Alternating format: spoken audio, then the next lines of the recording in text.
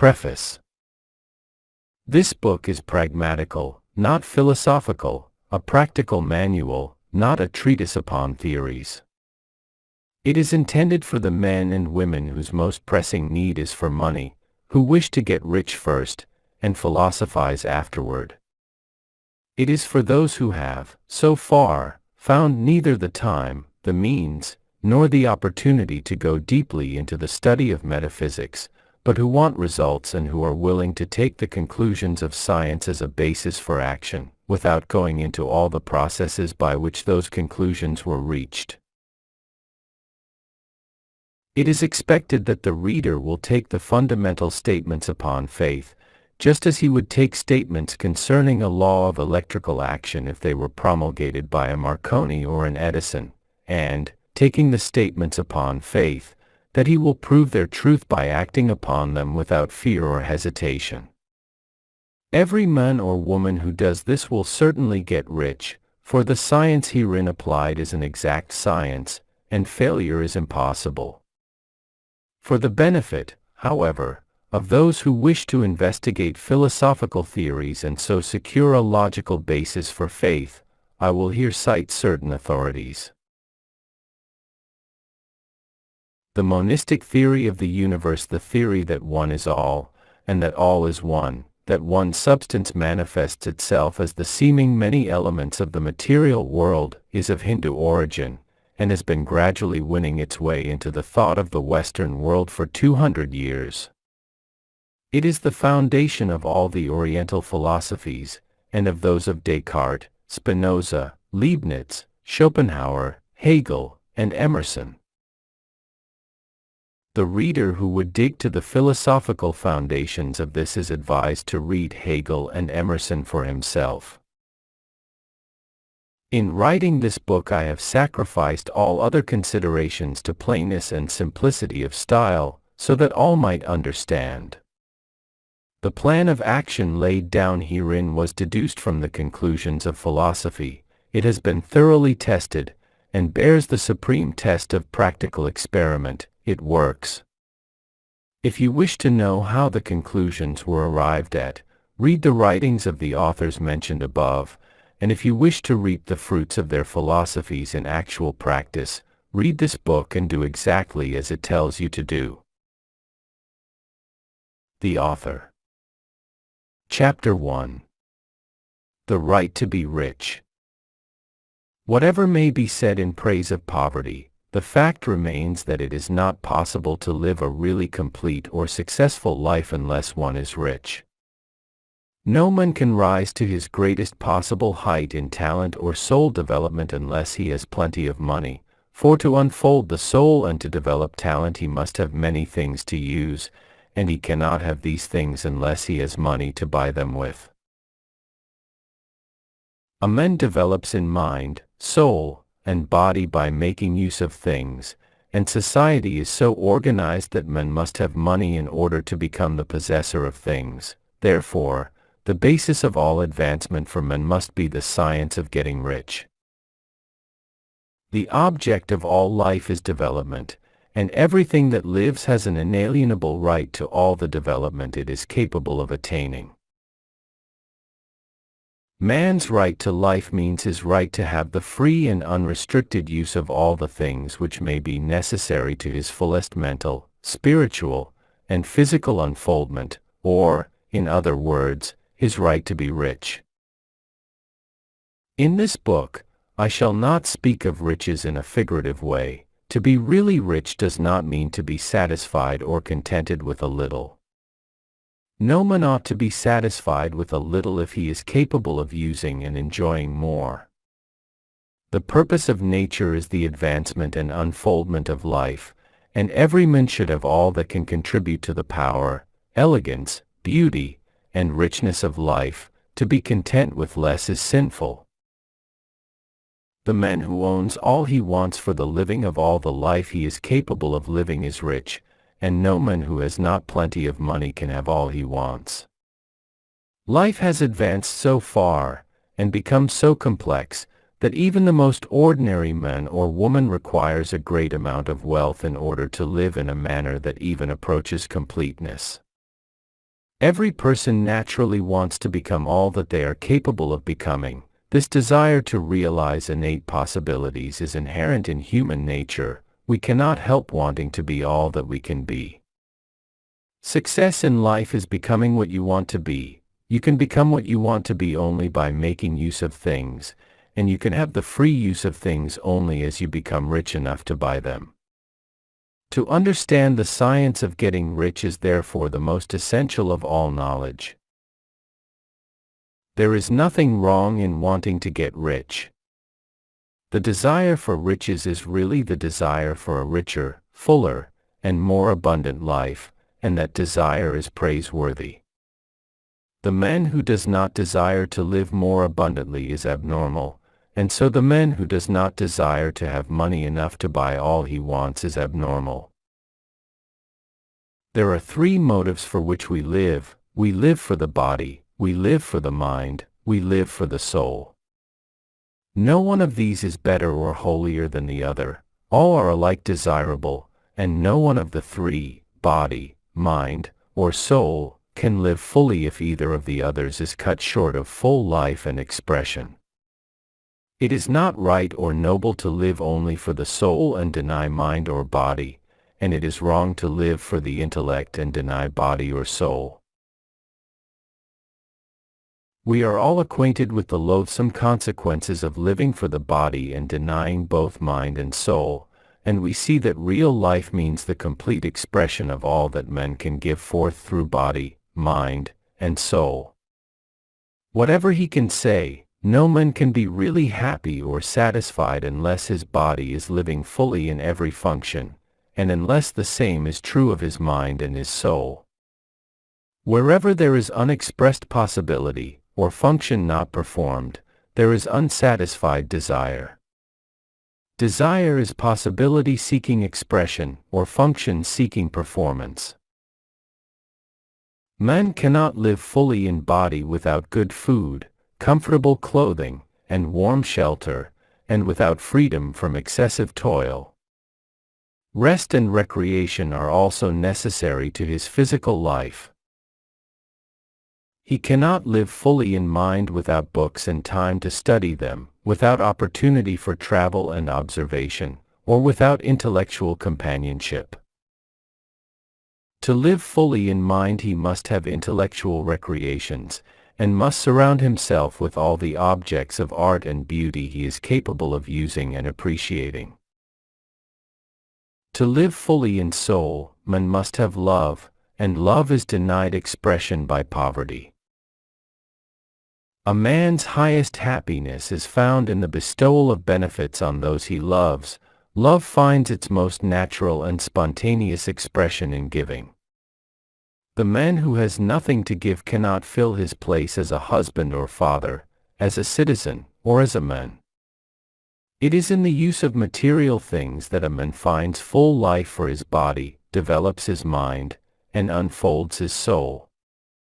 It is therefore of supreme importance to him that he should be rich.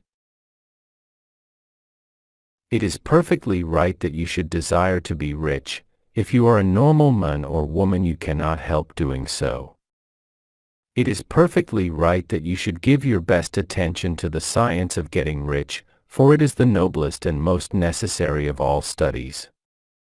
If you neglect this study, you are derelict in your duty to yourself, to God and humanity, for you can render to God and humanity no greater service than to make the most of yourself.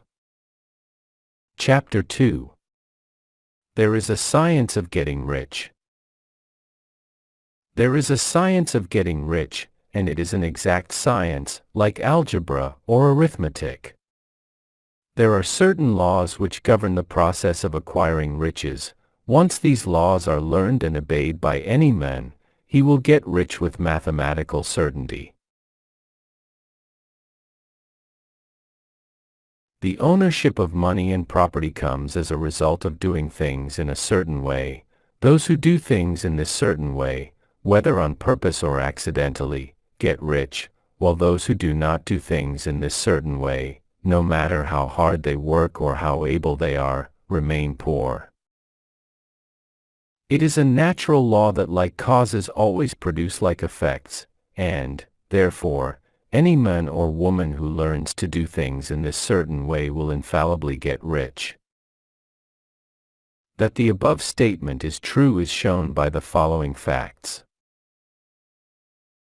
Getting rich is not a matter of environment, for, if it were, all the people in certain neighborhoods would become wealthy, the people of one city would all be rich, while those of other towns would all be poor, or the inhabitants of one state would roll in wealth, while those of an adjoining state would be in poverty.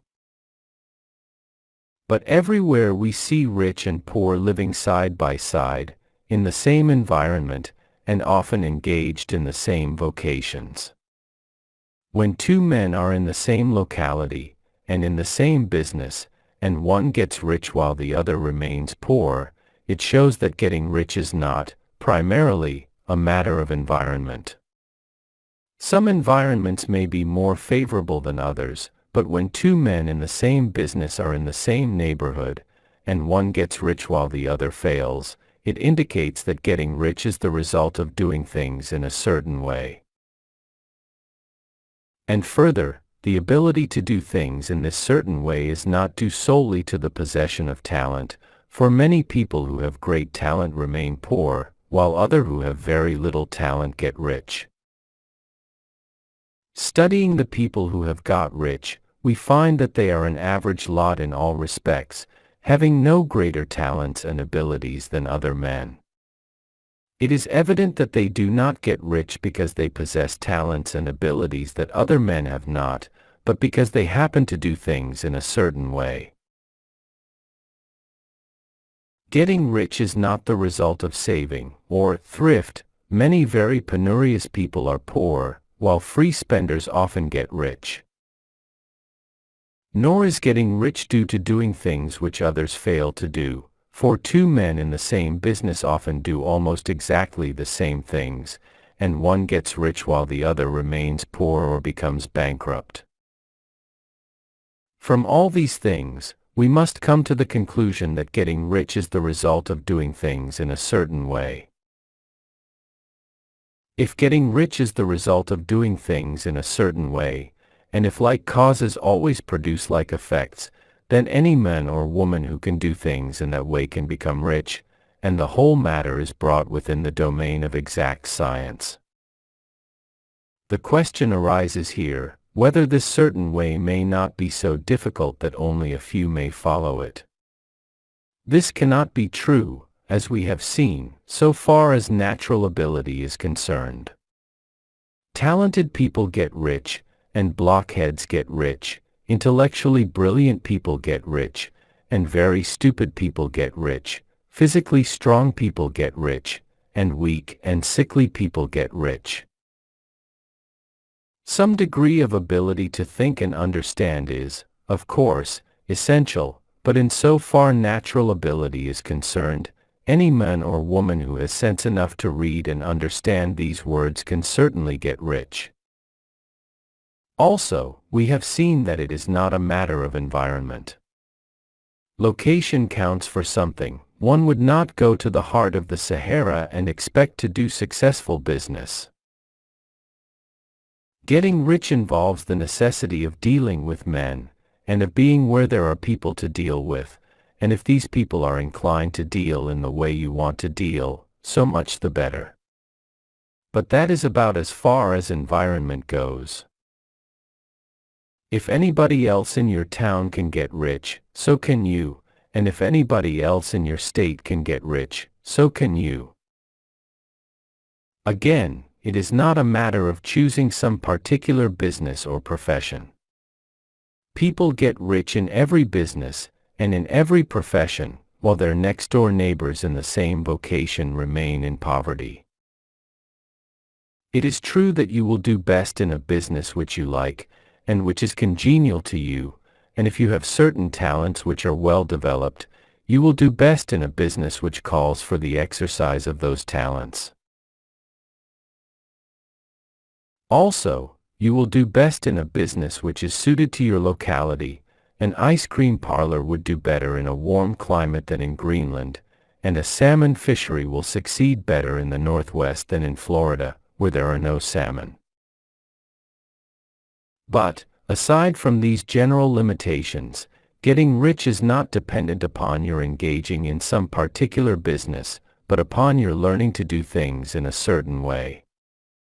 If you are now in business, and anybody else in your locality is getting rich in the same business, while you are not getting rich, it is because you are not doing things in the same way that the other person is doing them.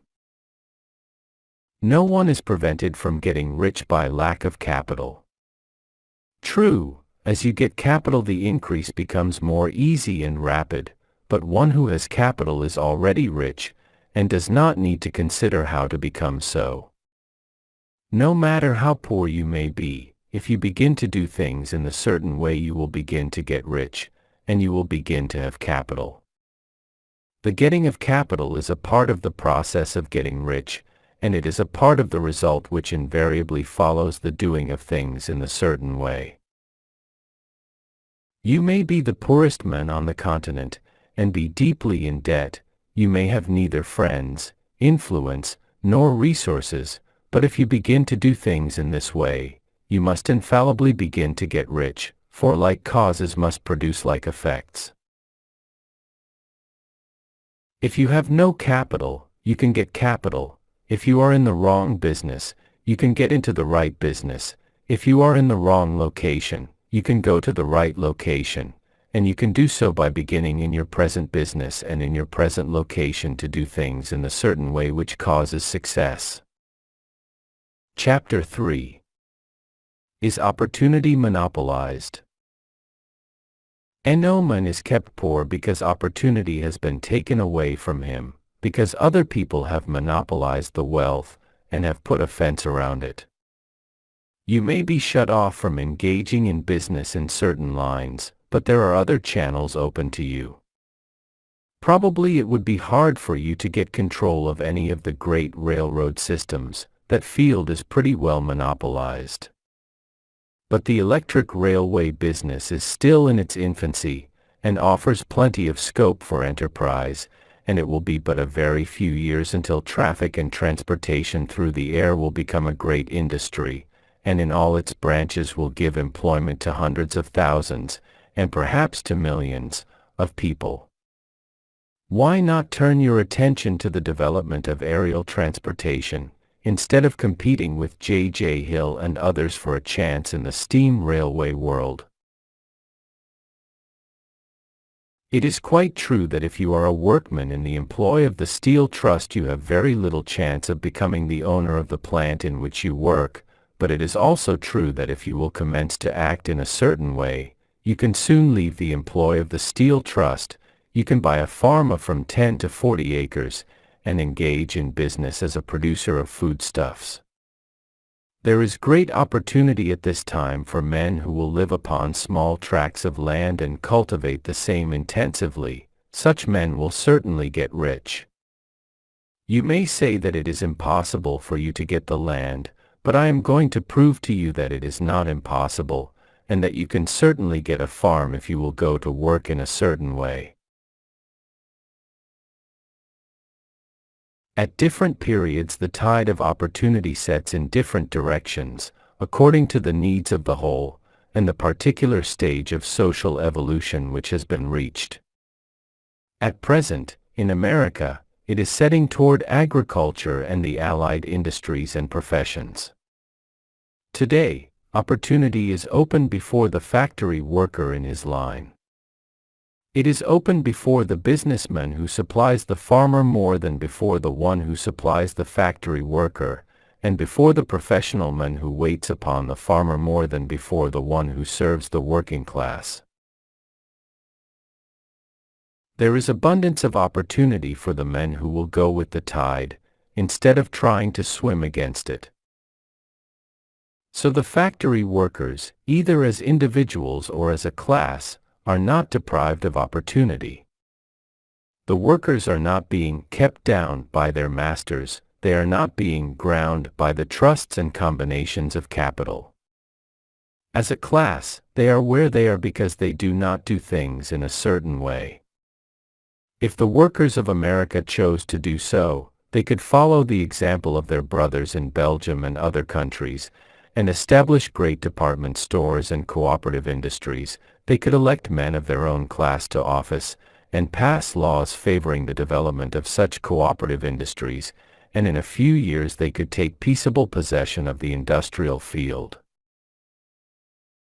The working class may become the master class whenever they will begin to do things in a certain way. The law of wealth is the same for them as it is for all others. This they must learn, and they will remain where they are as long as they continue to do as they do. The individual worker, however, is not held down by the ignorance or the mental slothfulness of his class. He can follow the tide of opportunity to riches, and this book will tell him how. No one is kept in poverty by a shortness in the supply of riches. There is more than enough for all. A palace as large as the Capitol at Washington might be built for every family on earth from the building material in the United States alone, and under intensive cultivation, this country would produce wool, cotton, linen, and silk enough to clothe each person in the world finer than Solomon was arrayed in all his glory, together with food enough to feed them all luxuriously. The visible supply is practically inexhaustible, and the invisible supply really is inexhaustible. Everything you see on earth is made from one original substance, out of which all things proceed. New forms are constantly being made, and older ones are dissolving, but all are shapes assumed by one thing. There is no limit to the supply of formless stuff, or original substance. The universe is made out of it, but it was not all used in making the universe. The spaces in, through, and between the forms of the visible universe are permeated and filled with the original substance, with the formless stuff, with the raw material of all things. 10,000 times as much as has been made might still be made, and even then we should not have exhausted the supply of universal raw material.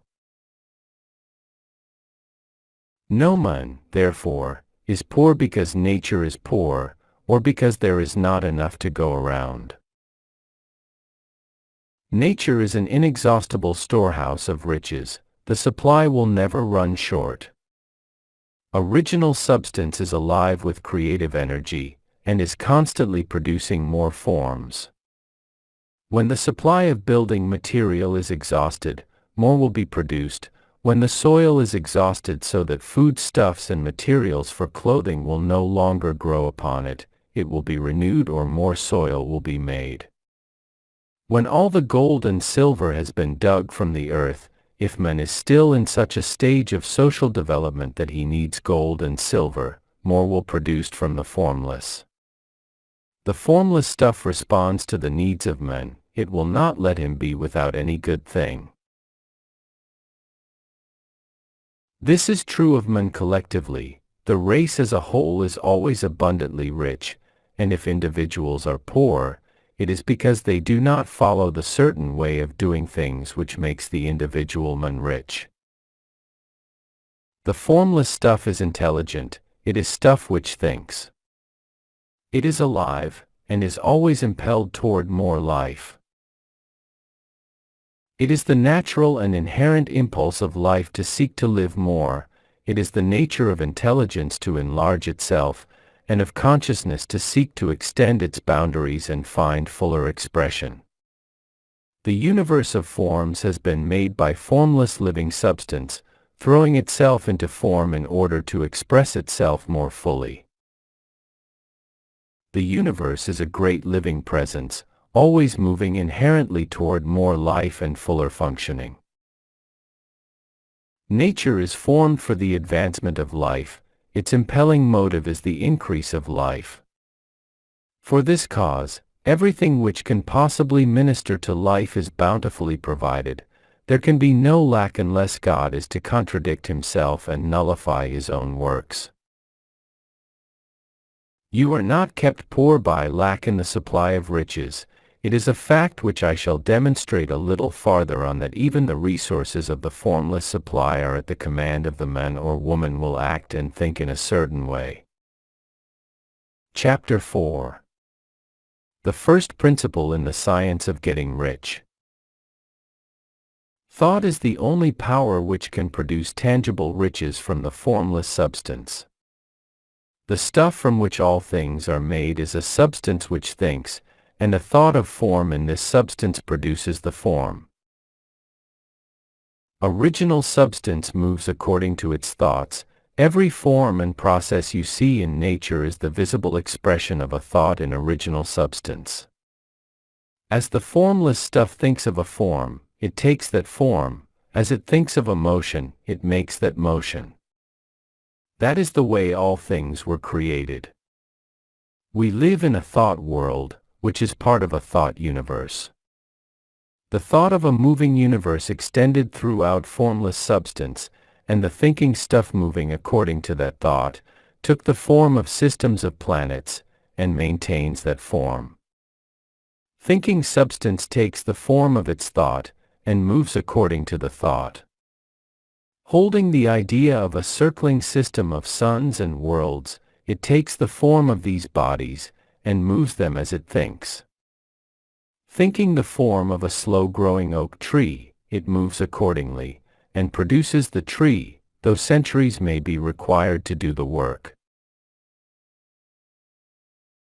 In creating, the formless seems to move according to the lines of motion it has established. The thought of an oak tree does not cause the instant formation of a full-grown tree, but it does start in motion the forces which will produce the tree, along established lines of growth. Every thought of form, held in thinking substance, causes the creation of the form, but always, or at least generally, along lines of growth and action already established. The thought of a house of a certain construction, if it were impressed upon formless substance, might not cause the instant formation of the house, but it would cause the turning of creative energies already working in trade and commerce into such channels as to result in the speedy building of the house. And if there were no existing channels through which the creative energy could work, then the house would be formed directly from primal substance, without waiting for the slow processes of the organic and inorganic world. No thought of form can be impressed upon original substance without causing the creation of the form. Man is a thinking center, and can originate thought. All the forms that man fashions with his hands must first exist in his thought. He cannot shape a thing until he has thought that thing. And so far man has confined his efforts wholly to the work of his hands. He has applied manual labor to the world of forms, seeking to change or modify those already existing. He has never thought of trying to cause the creation of new forms by impressing his thoughts upon formless substance. When man has a thought form, he takes material from the forms of nature, and makes an image of the form which is in his mind. He has, so far, made little or no effort to cooperate with formless intelligence, to work with the Father. He has not dreamed that he can do what he sees the Father doing. Man reshapes and modifies existing forms by manual labor. He has given no attention to the question whether he may not produce things from formless substance by communicating his thoughts to it. We propose to prove that he may do so, to prove that any man or woman may do so, and to show how. As our first step, we must lay down three fundamental propositions. First, we assert that there is one original formless stuff, or substance, from which all things are made. All the seemingly many elements are but different presentations of one element. All the many forms found in organic and inorganic nature are but different shapes, made from the same stuff. And this stuff is thinking stuff. A thought held in it produces the form of the thought. Thought, in thinking substance, produces shapes. Man is a thinking center, capable of original thought. If man can communicate his thought to original thinking substance, he can cause the creation, or formation, of the thing he thinks about. To summarize this, there is a thinking stuff from which all things are made, and which, in its original state, permeates, penetrates, and fills the interspaces of the universe. A thought, in this substance, produces the thing that is imaged by the thought. Man can form things in his thought, and, by impressing his thought upon formless substance, can cause the thing he thinks about to be created.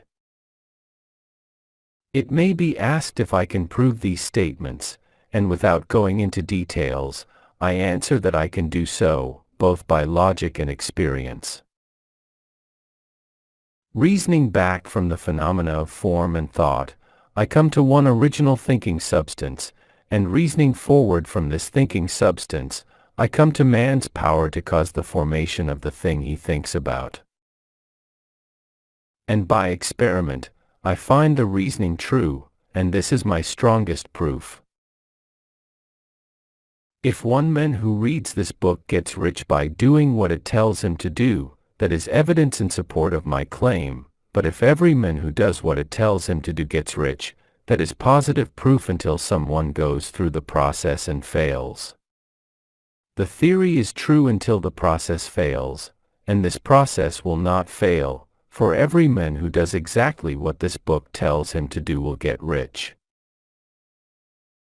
I have said that men get rich by doing things in a certain way, and in order to do so, men must become able to think in a certain way. A man's way of doing things is the direct result of the way he thinks about things. To do things in a way you want to do them, you will have to acquire the ability to think the way you want to think. This is the first step toward getting rich. To think what you want to think is to think truth, regardless of appearances. Every man has the natural and inherent power to think what he wants to think, but it requires far more effort to do so than it does to think the thoughts which are suggested by appearances. To think according to appearance is easy. To think truth regardless of appearances is laborious, and requires the expenditure of more power than any other workman is called upon to perform. There is no labor from which most people shrink as they do from that of sustained and consecutive thought. It is the hardest work in the world. This is especially true when truth is contrary to appearances. Every appearance in the visible world tends to produce a corresponding form in the mind which observes it, and this can only be prevented by holding the thought of the truth. To look upon the appearance of disease will produce the form of disease in your own mind, and ultimately in your body, unless you hold the thought of the truth, which is that there is no disease, it is only an appearance, and the reality is health. To look upon the appearances of poverty will produce corresponding forms in your own mind, unless you hold to the truth that there is no poverty, there is only abundance. To think health when surrounded by the appearances of disease, or to think riches when in the midst of appearances of poverty, requires power, but he who acquires this power becomes a mastermind. He can conquer fate, he can have what he wants. This power can only be acquired by getting hold of the basic fact which is behind all appearances, and that fact is that there is one thinking substance, from which and by which all things are made. Then we must grasp the truth that every thought held in this substance becomes a form, and that man can so impress his thoughts upon it as to cause them to take form and become visible things. When we realize this, we lose all doubt and fear, for we know that we can create what we want to create, we can get what we want to have, and can become what we want to be. As a first step toward getting rich, you must believe the three fundamental statements given previously in this chapter, and in order to emphasize them, I repeat them here. There is a thinking stuff from which all things are made, and which, in its original state, permeates, penetrates, and fills the interspaces of the universe. A thought, in this substance, produces the thing that is imaged by the thought.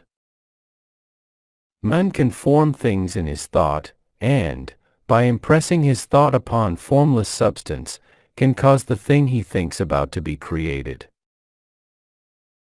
You must lay aside all other concepts of the universe than this monistic one, and you must dwell upon this until it is fixed in your mind, and has become your habitual thought.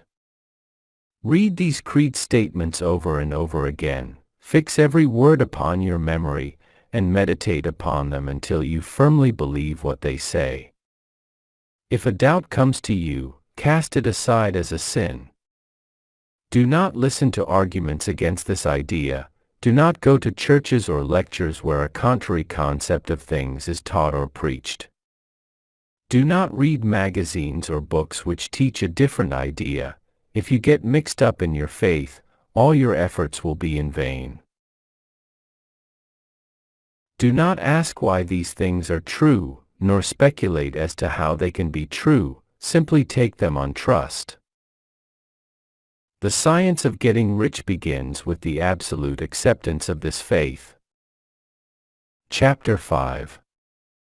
Increasing Life. You must get rid of the last vestige of the old idea that there is a deity whose will it is that you should be poor, or whose purposes may be served by keeping you in poverty. The intelligent substance which is all, and in all, and which lives in all and lives in you, is a consciously living substance. Being a consciously living substance, it must have the nature and inherent desire of every living intelligence for increase of life. Every living thing must continually seek for the enlargement of its life, because life, in the mere act of living, must increase itself.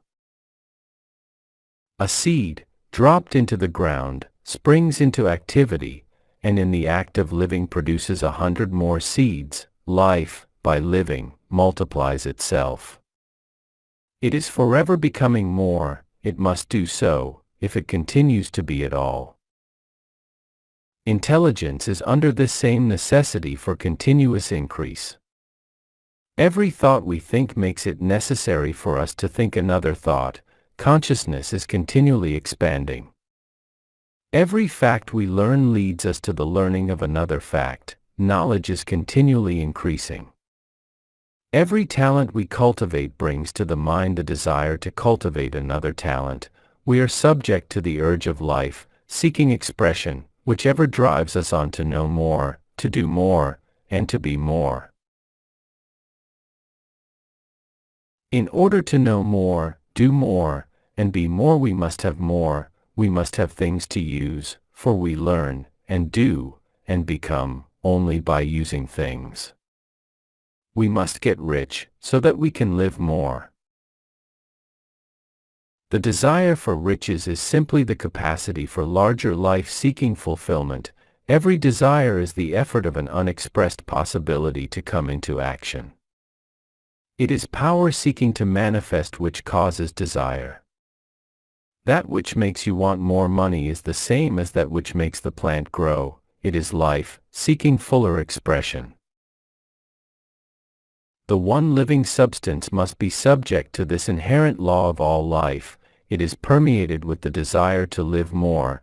That is why it is under the necessity of creating things. The one substance desires to live more in you, hence it wants you to have all the things you can use. It is the desire of God that you should get rich. He wants you to get rich because He can express Himself better through you if you have plenty of things to use in giving Him expression. He can live more in you if you have unlimited command of the means of life. The universe desires you to have everything you want to have. Nature is friendly to your plans. Everything is naturally for you. Make up your mind that this is true. It is essential, however, that your purpose should harmonize with the purpose that is in all. You must want real life, not mere pleasure of sensual gratification. Life is the performance of function, and the individual really lives only when he performs every function, physical, mental, and spiritual, of which he is capable, without excess in any. You do not want to get rich in order to live swinishly, for the gratification of animal desires. That is not life.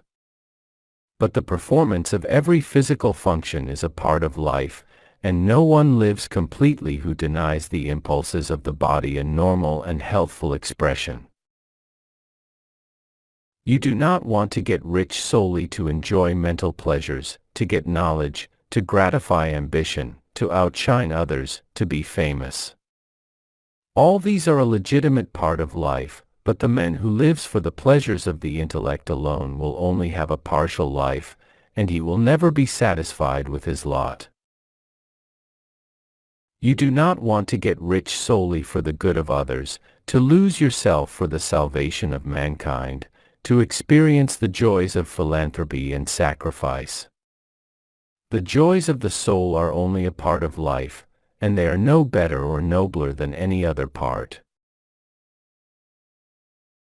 You want to get rich in order that you may eat, drink, and be merry when it is time to do these things, in order that you may surround yourself with beautiful things, see distant lands, feed your mind, and develop your intellect, in order that you may love men and do kind things, and be able to play a good part in helping the world to find truth. But remember that extreme altruism is no better and no nobler than extreme selfishness. Both are mistakes. Get rid of the idea that God wants you to sacrifice yourself for others, and that you can secure His favor by doing so. God requires nothing of the kind.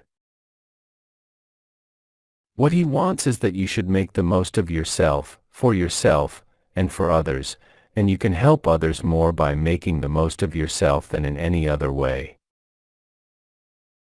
You can make the most of yourself only by getting rich, so it is right and praiseworthy that you should give your first and best thought to the work of acquiring wealth. Remember, however, that the desire of substance is for all, and its movements must be for more life to all. It cannot be made to work for less life to any, because it is equally in all, seeking riches and life. Intelligent substance will make things for you, but it will not take things away from someone else and give them to you. You must get rid of the thought of competition. You are to create, not to compete for what is already created. You do not have to take anything away from anyone. You do not have to drive sharp bargains. You do not have to cheat, or to take advantage. You do not need to let any man work for you for less than he earns. You do not have to covet the property of others, or to look at it with wishful eyes. No man has anything of which you cannot have the like, and that without taking what he has away from him. You are to become a creator, not a competitor. You are going to get what you want, but in such a way that when you get it, every other man will have more than he has now. I am aware that there are men who get a vast amount of money by proceeding in direct opposition to the statements in the paragraph above, and may add a word of explanation here.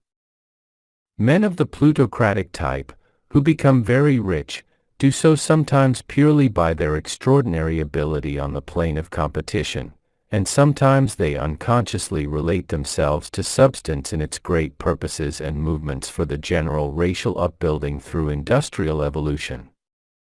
Rockefeller, Carnegie, Morgan, et al. Have been the unconscious agents of the supreme in the necessary work of systematizing and organizing productive industry, and in the end, their work will contribute immensely toward increased life for all. Their day is nearly over. They have organized production, and will soon be succeeded by the agents of the multitude, who will organize the machinery of distribution. The multi-millionaires are like the monster reptiles of the prehistoric eras. They play a necessary part in the evolutionary process, but the same power which produced them will dispose of them. And it is well to bear in mind that they have never been really rich. A record of the private lives of most of this class will show that they have really been the most abject and wretched of the poor. Riches secured on the competitive plane are never satisfactory and permanent. They are yours today, and another's tomorrow. Remember, if you are to become rich in a scientific and certain way, you must rise entirely out of the competitive thought. You must never think for a moment that the supply is limited. Just as soon as you begin to think that all the money is being cornered and controlled by bankers and others, and that you must exert yourself to get laws passed to stop this process, and so on, in that moment you drop into the competitive mind, and your power to cause creation is gone for the time being, and what is worse, you will probably arrest the creative movements you have already instituted. Know that there are countless millions of dollars worth of gold in the mountains of the earth, not yet brought to light, and know that if there were not, more would be created from thinking substance to supply your needs. Know that the money you need will come, even if it is necessary for 1,000 men to be led to the discovery of new gold mines tomorrow. Never look at the visible supply, look always at the limitless riches in formless substance, and know that they are coming to you as fast as you can receive and use them. Nobody, by cornering the visible supply, can prevent you from getting what is yours. So never allow yourself to think for an instant that all the best building spots will be taken before you get ready to build your house, unless you hurry. Never worry about the trusts and combines, and get anxious for fear they will soon come to own the whole earth. Never get afraid that you will lose what you want because some other person beats you to it. That cannot possibly happen. You are not seeking anything that is possessed by anybody else. You are causing what you want to be created from formless substance, and the supply is without limits. Stick to the formulated statement. There is a thinking stuff from which all things are made, and which, in its original state, permeates, penetrates, and fills the interspaces of the universe. A thought, in this substance, produces the thing that is imaged by the thought. Man can form things in his thought, and, by impressing his thought upon formless substance, can cause the thing he thinks about to be created. Chapter 6. How riches come to you. When I say that you do not have to drive sharp bargains, I do not mean that you do not have to drive any bargains at all, or that you are above the necessity for having any dealings with your fellow men. I mean that you will not need to deal with them unfairly. You do not have to get something for nothing, but can give to every man more than you take from him. You cannot give every man more in cash market value than you take from him, but you can give him more in use value than the cash value of the thing you take from him. The paper, ink, and other material in this book may not be worth the money you pay for it, but if the ideas suggested by it bring you thousands of dollars, you have not been wronged by those who sold it to you. They have given you a great use value for a small cash value. Let us suppose that I own a picture by one of the great artists, which, in any civilized community, is worth thousands of dollars. I take it to Baffin Ray, and by salesmanship, induce an Eskimo to give a bundle of furs worth $500 for it. I have really wronged him, for he has no use for the picture, it has no use value to him, it will not add to his life. But suppose I give him a gun worth $50 for his furs, then he has made a good bargain. He has use for the gun, it will get him many more furs and much food, it will add to his life in every way, it will make him rich. When you rise from the competitive to the creative plane, you can scan your business transactions very strictly, and if you are selling any man anything which does not add more to his life than the thing he give you in exchange, you can afford to stop it. You do not have to beat anybody in business. And if you are in a business which does beat people, get out of it at once. Give every man more in use value than you take from him in cash value, then you are adding to the life of the world by every business transaction. If you have people working for you, you must take from them more in cash value than you pay them in wages, but you can so organize your business that it will be filled with the principle of advancement, and so that each employee who wishes to do so may advance a little every day. You can make your business do for your employees what this book is doing for you. You can so conduct your business that it will be a sort of ladder, by which every employee who will take the trouble may climb to riches himself, and given the opportunity, if he will not do so, it is not your fault. And finally, because you are to cause the creation of your riches from formless substance which permeates all your environment, it does not follow that they are to take shape from the atmosphere and come into being before your eyes. If you want a sewing machine, for instance, I do not mean to tell you that you are to impress the thought of a sewing machine on thinking substance until the machine is formed without hands, in the room where you sit, or elsewhere.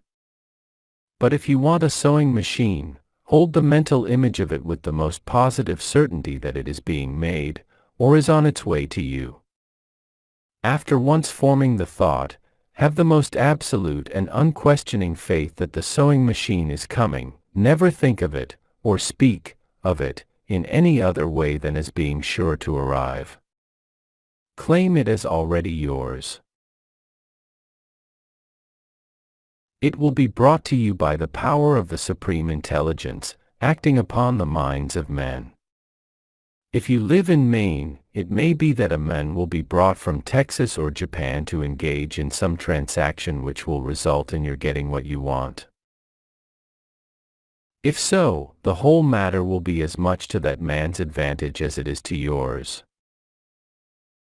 Do not forget for a moment that the thinking substance is through all, in all, communicating with all, and can influence all.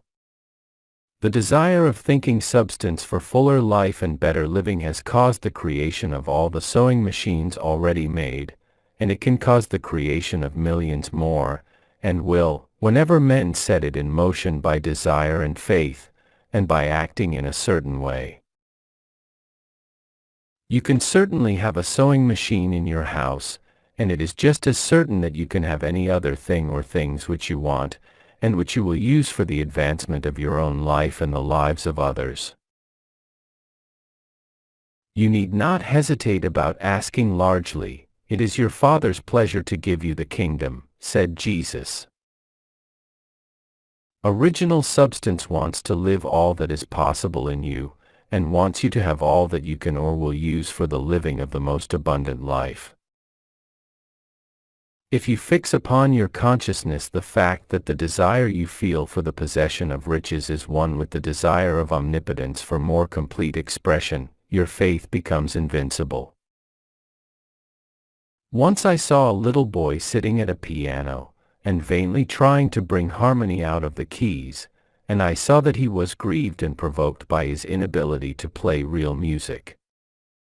I asked him the cause of his vexation, and he answered, I can feel the music in me, but I can't make my hands go right. The music in him was the urge of original substance, containing all the possibilities of all life. All that there is of music was seeking expression through the child. God, the one substance, is trying to live and do and enjoy things through humanity. He is saying, I want hands to build wonderful structures, to play divine harmonies, to paint glorious pictures. I want feet to run my errands, eyes to see my beauties, tongues to tell mighty truths and to sing marvelous songs, and so on. All that there is of possibility is seeking expression through men. God wants those who can play music to have pianos and every other instrument, and to have the means to cultivate their talents to the fullest extent.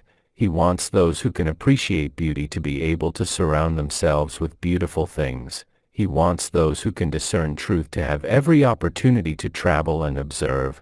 He wants those who can appreciate dress to be beautifully clothed, and those who can appreciate good food to be luxuriously fed. He wants all these things because it is Himself that enjoys and appreciates them. It is God who wants to play, and sing, and enjoy beauty, and proclaim truth and wear fine clothes, and eat good foods. It is God that worketh in you to will and to do, said Paul. The desire you feel for riches is the infinite, seeking to express Himself in you as He sought to find expression in the little boy at the piano. So you need not hesitate to ask largely. Your part is to focalize and express the desire to God. This is a difficult point with most people. They retain something of the old idea that poverty and self-sacrifice are pleasing to God. They look upon poverty as a part of the plan, a necessity of nature.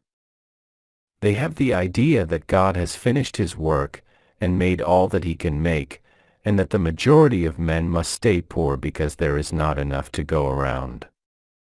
They hold to so much of this erroneous thought that they feel ashamed to ask for wealth. They try not to want more than a very modest competence, just enough to make them fairly comfortable. I recall now the case of one student who was told that he must get in mind a clear picture of the things he desired, so that the creative thought of them might be impressed on formless substance.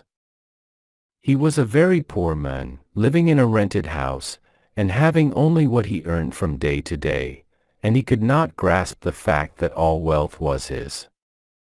So, after thinking the matter over, he decided that he might reasonably ask for a new rug for the floor of his best room, and an anthracite coal stove to heat the house during the cold weather. Following the instructions given in this book, he obtained these things in a few months, and then it dawned upon him that he had not asked enough. He went through the house in which he lived, and planned all the improvements he would like to make in it. He mentally added a bay window here and a room there, until it was complete in his mind as his ideal home, and then he planned its furnishings. Holding the whole picture in his mind, he began living in the certain way, and moving toward what he wanted, and he owns the house now, and is rebuilding it after the form of his mental image. And now, with still larger faith, he is going on to get greater things. It has been unto him according to his faith, and it is so with you and with all of us. Chapter 7. Gratitude. The illustrations given in the last chapter will have conveyed to the reader the fact that the first step toward getting rich is to convey the idea of your wants to the formless substance. This is true, and you will see that in order to do so it becomes necessary to relate yourself to the formless intelligence in a harmonious way. To secure this harmonious relation is a matter of such primary and vital importance that I shall give some space to its discussion here, and give you instructions which, if you will follow them, will be certain to bring you into perfect unity of mind with God. The whole process of mental adjustment and atonement can be summed up in one word: gratitude. First, you believe that there is one intelligent substance, from which all things proceed. Second, you believe that this substance gives you everything you desire. And third, you relate yourself to it by a feeling of deep and profound gratitude. Many people who order their lives rightly in all other ways are kept in poverty by their lack of gratitude. Having received one gift from God, they cut the wires which connect them with Him by failing to make acknowledgement. It is easy to understand that the nearer we live to the source of wealth, the more wealth we shall receive, and it is easy also to understand that the soul that is always grateful lives in closer touch with God than the one which never looks to Him in thankful acknowledgement. The more gratefully we fix our minds on the Supreme when good things come to us, the more good things we will receive, and the more rapidly they will come, and the reason simply is that the mental attitude of gratitude draws the mind into closer touch with the source from which the blessings come. If it is a new thought to you that gratitude brings your whole mind into closer harmony with the creative energies of the universe, consider it well, and you will see that it is true. The good things you already have come to you along the line of obedience to certain laws. Gratitude will lead your mind out along the ways by which things come, and it will keep you in close harmony with creative thought and prevent you from falling into competitive thought. Gratitude alone can keep you looking toward the all, and prevent you from falling into the error of thinking of the supply as limited, and to do that would be fatal to your hopes. There is a law of gratitude, and it is absolutely necessary that you should observe the law, if you are to get the results you seek. The law of gratitude is the natural principle that action and reaction are always equal, and in opposite directions. The grateful outreaching of your mind in thankful praise to the Supreme is a liberation or expenditure of force. It cannot fail to reach that to which it addressed, and the reaction is an instantaneous movement towards you. Draw nigh unto God, and He will draw nigh unto you. That is a statement of psychological truth. And if your gratitude is strong and constant, the reaction in formless substance will be strong and continuous. The movement of the things you want will be always toward you. Notice the grateful attitude that Jesus took, how He always seems to be saying, I thank Thee, Father, that Thou hearest me. You cannot exercise much power without gratitude, for it is gratitude that keeps you connected with power. But the value of gratitude does not consist solely in getting you more blessings in the future. Without gratitude you cannot long keep from dissatisfied thought regarding things as they are. The moment you permit your mind to dwell with dissatisfaction upon things as they are, you begin to lose ground. You fix attention upon the common, the ordinary, the poor, and the squalid and mean, and your mind takes the form of these things. Then you will transmit these forms or mental images to the formless, and the common, the poor, the squalid, and mean will come to you. To permit your mind to dwell upon the inferior is to become inferior and to surround yourself with inferior things. On the other hand, to fix your attention on the best is to surround yourself with the best, and to become the best. The creative power within us makes us into the image of that to which we give our attention. We are thinking substance, and thinking substance always takes the form of that which it thinks about. The grateful mind is constantly fixed upon the best, therefore it tends to become the best. It takes the form or character of the best, and will receive the best. Also, faith is born of gratitude. The grateful mind continually expects good things, and expectation becomes faith. The reaction of gratitude upon one's own mind produces faith, and every outgoing wave of grateful thanksgiving increases faith. He who has no feeling of gratitude cannot long retain a living faith, and without a living faith you cannot get rich by the creative method, as we shall see in the following chapters.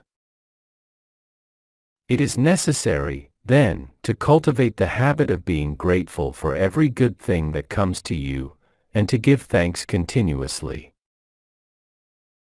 And because all things have contributed to your advancement, you should include all things in your gratitude. Do not waste time thinking or talking about the shortcomings or wrong actions of plutocrats or trust magnates. Their organization of the world has made your opportunity, all you get really comes to you because of them. Do not rage against corrupt politicians. If it were not for politicians, we should fall into anarchy, and your opportunity would be greatly lessened. God has worked a long time and very patiently to bring us up to where we are in industry and government, and He is going right on with His work. There is not the least doubt that He will do away with plutocrats, trust magnates, captains of industry, and politicians as soon as they can be spared, but in the meantime, behold, they are all very good. Remember that they are all helping to arrange the lines of transmission along which your riches will come to you, and be grateful to them all. This will bring you into harmonious relations with the good in everything, and the good in everything will move toward you. Chapter 8. Thinking in the Certain Way. Turn back to chapter 6 and read again the story of the men who formed a mental image of his house, and you will get a fair idea of the initial step toward getting rich. You must form a clear and definite mental picture of what you want. You cannot transmit an idea unless you have it yourself.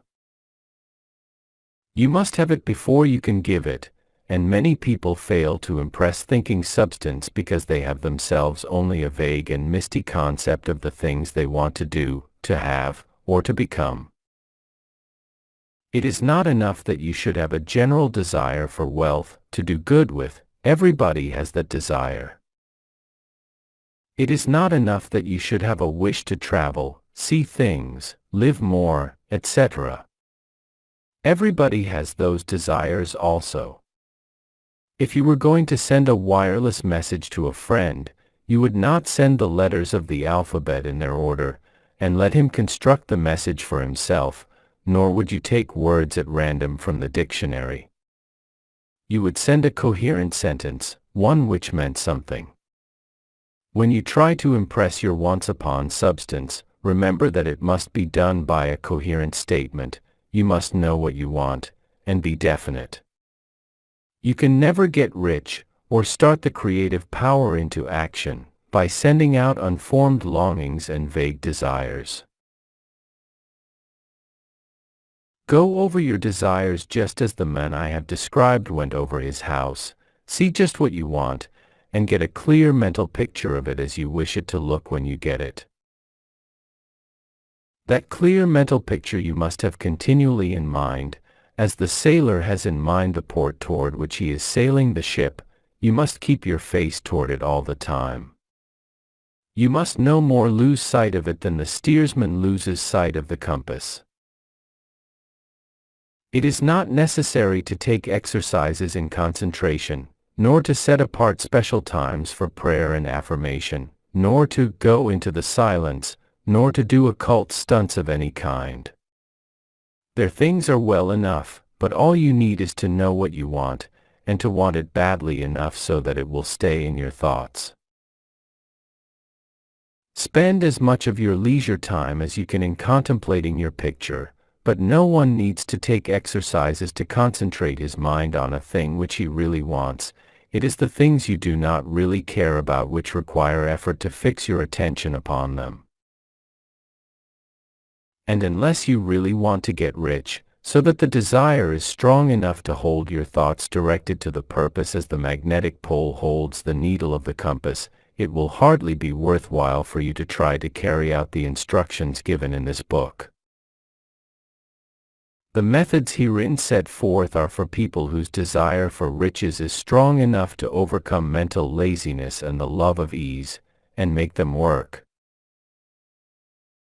The more clear and definite you make your picture then, and the more you dwell upon it, bringing out all its delightful details, the stronger your desire will be, and the stronger your desire, the easier it will be to hold your mind fixed upon the picture of what you want. Something more is necessary, however, than merely to see the picture clearly. If that is all you do, you are only a dreamer, and will have little or no power for accomplishment. Behind your clear vision must be the purpose to realize it, to bring it out in tangible expression. And behind this purpose must be an invincible and unwavering faith that the thing is already yours, that it is at hand, and you have only to take possession of it. Live in the new house, mentally, until it takes form around you physically. In the mental realm, enter at once into full enjoyment of the things you want. Whatsoever things ye ask for when ye pray, believe that ye receive them, and ye shall have them, said Jesus. See the things you want as if they were actually around you all the time. See yourself as owning and using them. Make use of them in imagination just as you will use them when they're your tangible possessions. Dwell upon your mental picture until it is clear and distinct, and then take the mental attitude of ownership toward everything in that picture. Take possession of it, in mind, in the full faith that it is actually yours. Hold to this mental ownership, do not waver for an instant in the faith that it is real. And remember what was said in a preceding chapter about gratitude, be as thankful for it all the time as you expect to be when it has taken form. The man who can sincerely thank God for the things which as yet he owns only in imagination, has real faith. He will get rich, he will cause the creation of whatsoever he wants. You do not need to pray repeatedly for things you want, it is not necessary to tell God about it every day. Use not vain repetitions as the heathen do, Jesus said to his pupils, for your Father knoweth that ye have need of these things before ye ask him. Your part is to intelligently formulate your desire for the things which make for a larger life, and to get these desire arranged into a coherent whole, and then to impress this whole desire upon the formless substance, which has the power and the will to bring you what you want. You do not make this impression by repeating strings of words, you make it by holding the vision with unshakable purpose to attain it, and with steadfast faith that you do attain it. The answer to prayer is not according to your faith while you are talking, but according to your faith while you are working. You cannot impress the mind of God by having a special Sabbath day set apart to tell him what you want, and the forgetting him during the rest of the week. You cannot impress him by having special hours to go into your closet and pray, if you then dismiss the matter from your mind until the hour of prayer comes again. Oral prayer is well enough, and has its effect, especially upon yourself, in clarifying your vision and strengthening your faith, but it is not your oral petitions which get you what you want. In order to get rich you do not need a sweet hour of prayer, you need to pray without ceasing. And by prayer I mean holding steadily to your vision, with the purpose to cause its creation into solid form, and the faith that you are doing so. Believe that ye receive them. The whole matter turns on receiving, once you have clearly formed your vision. When you have formed it, it is well to make an oral statement, addressing the Supreme in reverent prayer, and from that moment you must, in mind, receive what you ask for. Live in the new house, wear the fine clothes, ride in the automobile, go on the journey, and confidently plan for greater journeys. Think and speak of all the things you have asked for in terms of actual present ownership. Imagine an environment, and a financial condition exactly as you want them, and live all the time in that imaginary environment and financial condition. Mind, however, that you do not do this as a mere dreamer and castle builder. Hold to the faith that the imaginary is being realized, and to the purpose to realize it. Remember that it is faith and purpose in the use of the imagination which make the difference between the scientist and the dreamer. And having learned this fact, it is here that you must learn the proper use of the will. Chapter 9. How to use the will. T.O. said about getting rich in a scientific way, You do not try to apply your willpower to anything outside of yourself. You have no right to do so, anyway. It is wrong to apply your will to other men and women in order to get them to do what you wish done. It is as flagrantly wrong to coerce people by mental power as it is to coerce them by physical power. If compelling people by physical force to do things for you reduces them to slavery, compelling them by mental means accomplishes exactly the same thing. The only difference is in methods. If taking things from people by physical force is robbery, then taking things by mental force is robbery also. There is no difference in principle. You have no right to use your willpower upon another person, even for his own good, for you do not know what is for his good. The science of getting rich does not require you to apply power or force to any other person, in any way whatsoever. There is not the slightest necessity for doing so. Indeed, any attempt to use your will upon others will only tend to defeat your purpose. You do not need to apply your will to things in order to compel them to come to you. That would simply be trying to coerce God, and would be foolish and useless, as well as irreverent. You do not have to compel God to give you good things, any more than you have to use your willpower to make the sun rise. You do not have to use your willpower to conquer an unfriendly deity, or to make stubborn and rebellious forces do your bidding. Substance is friendly to you, and is more anxious to give you what you want than you are to get it. To get rich, you need only to use your willpower upon yourself. When you know what to think and do, then you must use your will to compel yourself to think and do the right things. That is the legitimate use of the will in getting what you want, to use it in holding yourself to the right course. Use your will to keep yourself thinking and acting in a certain way. Do not try to project your will, or your thoughts, or your mind out into space, to act on things or people. Keep your mind at home. It can accomplish more there than elsewhere. Use your mind to form a mental image of what you want, and to hold that vision with faith and purpose, and use your will to keep your mind working in the right way. The more steady and continuous your faith and purpose, the more rapidly you will get rich, because you will make only positive impressions upon substance, and you will not neutralize or offset them by negative impressions. The picture of your desires, held with faith and purpose, is taken up by the formless, and permeates it to great distances throughout the universe, for all I know. As this impression spreads, all things are set moving toward its realization, every living thing, every inanimate thing, and the things yet uncreated, are stirred toward bringing into being that which you want. All force begins to be exerted in that direction, all things begin to move toward you. The minds of people, everywhere, are influenced toward doing the things necessary to the fulfilling of your desires, and they work for you, unconsciously. But you can check all this by starting a negative impression in the formless substance. Doubt or unbelief is as certain to start a movement away from you as faith and purpose are to start one toward you.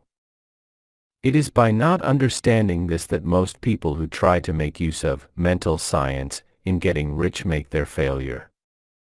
Every hour and moment you spend in giving heed to doubts and fears, every hour you spend in worry, every hour in which your soul is possessed by unbelief, sets a current away from you in the whole domain of intelligent substance. All the promises are unto them that believe, and unto them only. Notice how insistent Jesus was upon this point of belief, and now you know the reason why. Since belief is all important, it behooves you to guard your thoughts, and as your beliefs will be shaped to a very great extent by the things you observe and think about, it is important that you should command your attention. And here the will comes into use, for it is by your will that you determine upon what things your attention shall be fixed. If you want to become rich, you must not make a study of poverty. Things are not brought into being by thinking about their opposites. Health is never to be attained by studying disease and thinking about disease. Righteousness is not to be promoted by studying sin and thinking about sin, and no one ever got rich by studying poverty and thinking about poverty. Medicine as a science of disease has increased disease, religion as a science of sin has promoted sin, and economics as a study of poverty will fill the world with wretchedness and want. Do not talk about poverty, do not investigate it, or concern yourself with it. Never mind what its causes are, you have nothing to do with them. What concerns you is the cure. Do not spend your time in charitable work or charity movements. All charity only tends to perpetuate the wretchedness it aims to eradicate. I do not say that you should be hard-hearted or unkind, and refuse to hear the cry of need, but you must not try to eradicate poverty in any of the conventional ways. Put poverty behind you, and put all that pertains to it behind you, and make good. Get rich. That is the best way you can help the poor. And you cannot hold the mental image which is to make you rich if you fill your mind with pictures of poverty. Do not read books or papers which give circumstantial accounts of the wretchedness of the tenement dwellers, of the horrors of child labor, and so on. Do not read anything which fills your mind with gloomy images of want and suffering.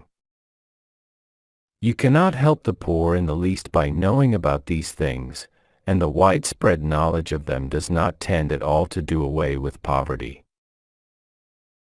What tends to do away with poverty is not the getting of pictures of poverty into your mind, but getting pictures of wealth into the minds of the poor. You are not deserting the poor in their misery when you refuse to allow your mind to be filled with pictures of that misery. Poverty can be done away with, not by increasing the number of well-to-do people who think about poverty, but by increasing the number of poor people who purpose with faith to get rich.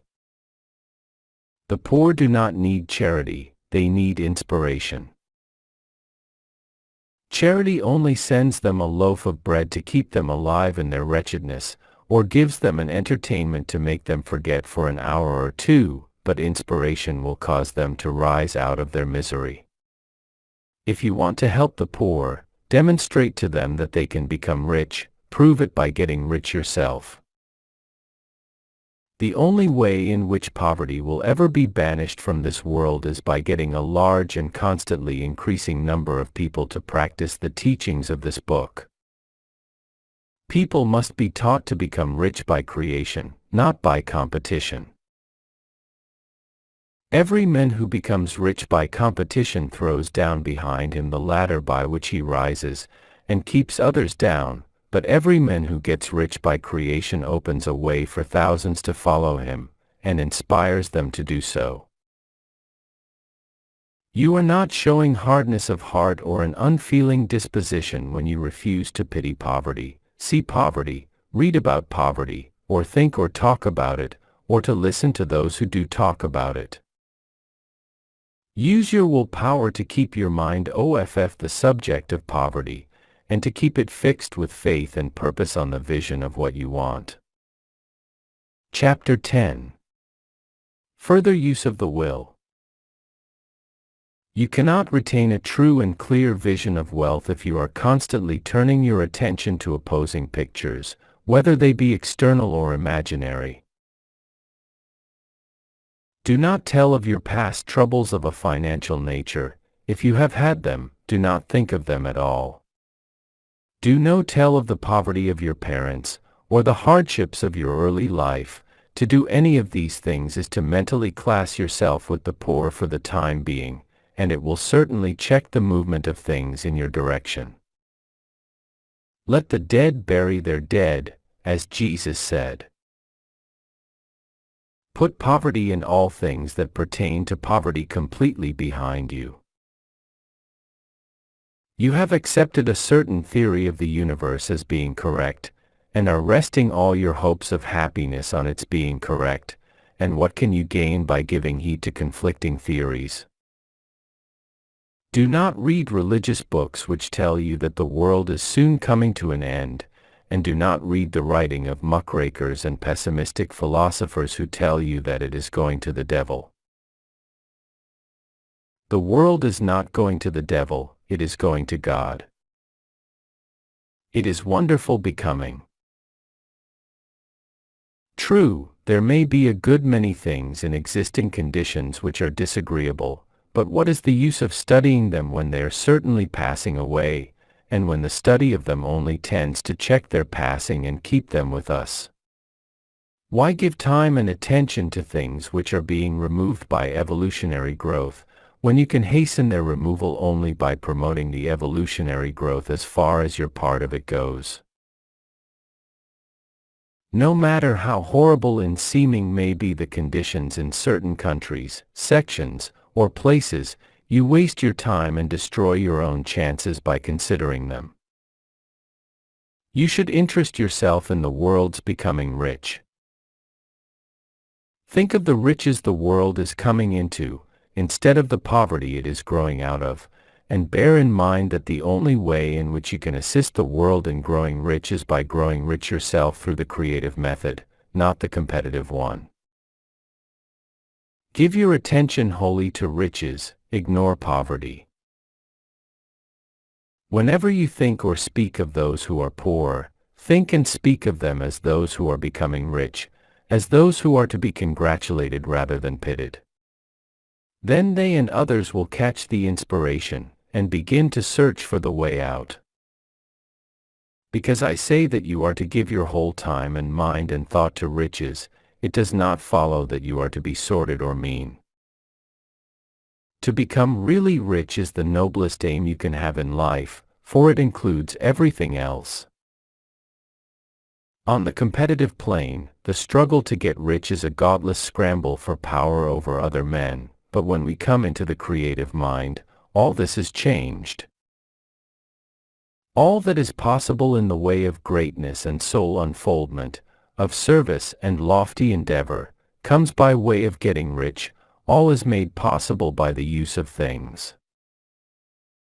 If you lack for physical health, you will find that the attainment of it is conditional on your getting rich.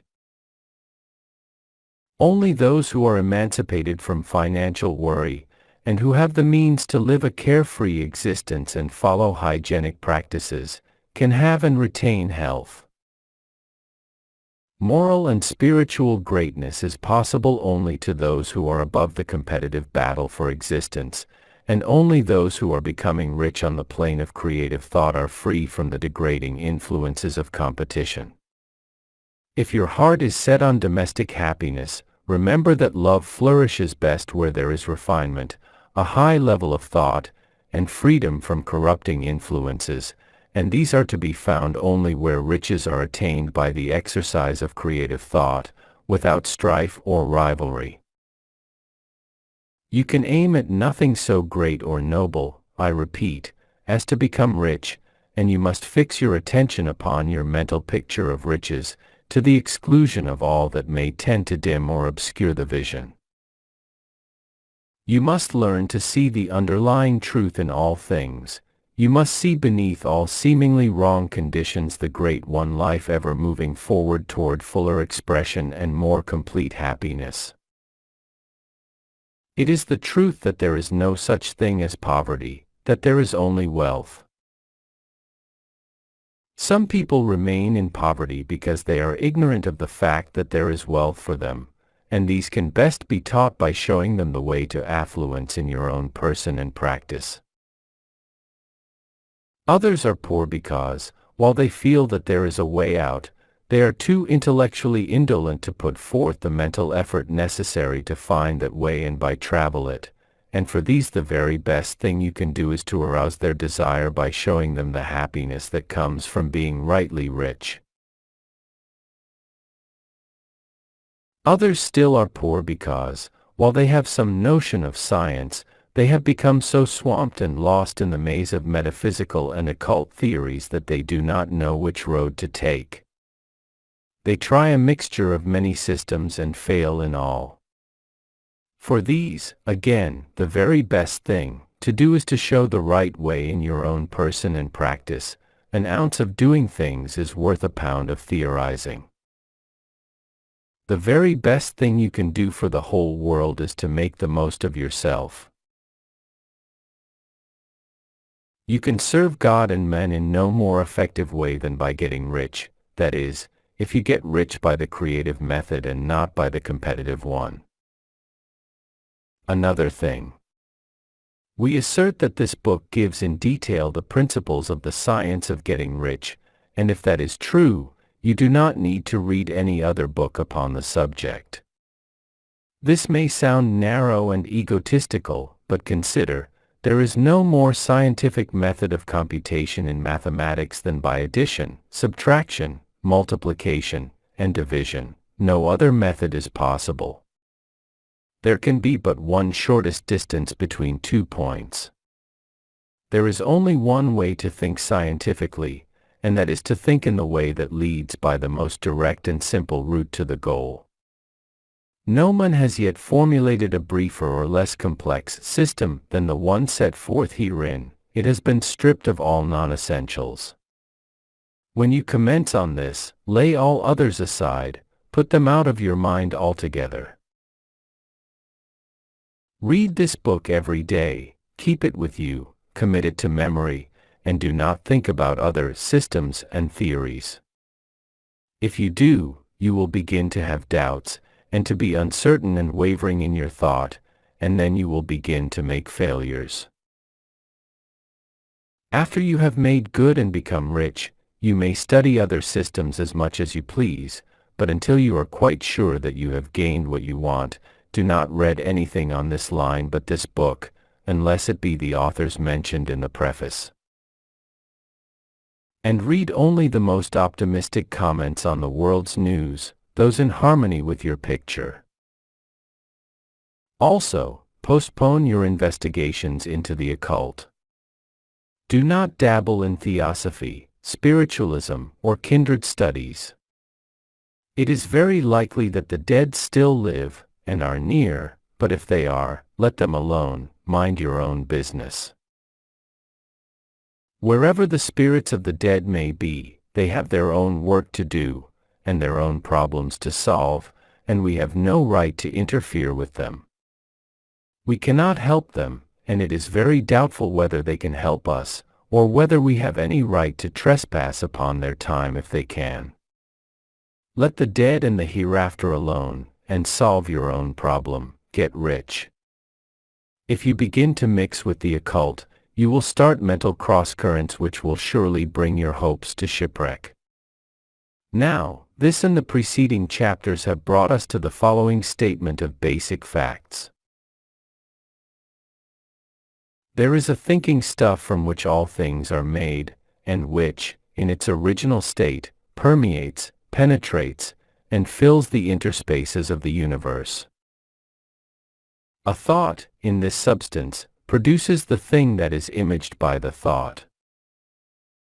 Man can form things in his thought, and, by impressing his thought upon formless substance, can cause the thing he thinks about to be created. In order to do this, man must pass from the competitive to the creative mind. He must form a clear mental picture of the things he wants, and hold this picture in his thoughts with the fixed purpose to get what he wants, and the unwavering faith that he does get what he wants, closing his mind against all that may tend to shake his purpose, dim his vision, or quench his faith. And in addition to all this, we shall now see that he must live and act in a certain way. Chapter 11. Acting in the certain way. Thought is the creative power, or the impelling force which causes the creative power to act. Thinking in a certain way will bring riches to you, but you must not rely upon thought alone, paying no attention to personal action. That is the rock upon which many otherwise scientific metaphysical thinkers meet shipwreck, the failure to connect thought with personal action. We have not yet reached the stage of development, even supposing such a stage to be possible, in which men can create directly from formless substance without nature's processes or the work of human hands. Man must not only think, but his personal action must supplement his thought. By thought you can cause the gold in the hearts of the mountains to be impelled toward you, but it will not mine itself, refine itself, coin itself into double eagles, and come rolling along the road seeking its way into your pocket. Under the impelling power of the Supreme Spirit, men's affairs will be so ordered that someone will be led to mine the gold for you. Other men's business transactions will be so directed that the gold will be brought toward you, and you must so arrange your own business affairs that you may be able to receive it when it comes to you. Your thought makes all things, animate and inanimate, work to bring you what you want, but your personal activity must be such that you can rightly receive what you want when it reaches you. You are not to take it as charity, nor to steal it. You must give every man more in use value than he gives you in cash value. The scientific use of thought consists in forming a clear and distinct mental image of what you want, in holding fast to the purpose to get what you want, and in realizing with grateful faith that you do get what you want. Do not try to project your thought in any mysterious or occult way, with the idea of having it go out and do things for you. That is wasted effort, and will weaken your power to think with sanity. The action of thought in getting rich is fully explained in the preceding chapters. Your faith and purpose positively impress your vision upon formless substance, which has the same desire for more life that you have, and this vision, received from you, sets all the creative forces at work in and through their regular channels of action, but directed toward you. It is not your part to guide or supervise the creative process. All you have to do with that is to retain your vision, stick to your purpose, and maintain your faith and gratitude. But you must act in a certain way, so that you can appropriate what is yours when it comes to you, so that you can meet the things you have in your picture, and put them in their proper places as they arrive. You can really see the truth of this. When things reach you, they will be in the hands of other men, who will ask an equivalent for them. And you can only get what is yours by giving the other man what is his. Your pocketbook is not going to be transformed into a Fortunata's purse, which shall be always full of money without effort on your part. This is the crucial point in the science of getting rich, right here, where thought and personal action must be combined. There are very many people who, consciously or unconsciously, set the creative forces in action by the strength and persistence of their desires, but who remain poor because they do not provide for the reception of the thing they want when it comes. By thought, the thing you want is brought to you, by action you receive it. Whatever your action is to be, it is evident that you must act now. You cannot act in the past, and it is essential to the clearness of your mental vision that you dismiss the past from your mind. You cannot act in the future, for the future is not here yet. And you cannot tell how you will want to act in any future contingency until that contingency has arrived. Because you are not in the right business, or the right environment now, do not think that you must postpone action until you get into the right business or environment. And do not spend time in the present taking thought as to the best course in possible future emergencies. Have faith in your ability to meet any emergency when it arrives. If you act in the present with your mind on the future, your present action will be with a divided mind, and will not be effective. Put your whole mind into present action. Do not give your creative impulse to original substance, and then sit down and wait for results. If you do, you will never get them. Act now. There is never any time but now, and there never will be any time but now. If you are ever to begin to make ready for the reception of what you want, you must begin now. And your action, whatever it is, must most likely be in your present business or employment, and must be upon the persons and things in your present environment. You cannot act where you are not, you cannot act where you have been, and you cannot act where you are going to be. You can act only where you are. Do not bother as to whether yesterday's work was well done or ill done. Do today's work well. Do not try to do tomorrow's work now. There will be plenty of time to do that when you get to it. Do not try, by occult or mystical means, to act on people or things that are out of your reach. Do not wait for a change of environment before you act. Get a change of environment by action. You can so act upon the environment in which you are now, as to cause yourself to be transferred to a better environment. Hold with faith and purpose the vision of yourself in the better environment, but act upon your present environment with all your heart, and with all your strength, and with all your mind. Do not spend any time in daydreaming or castle building.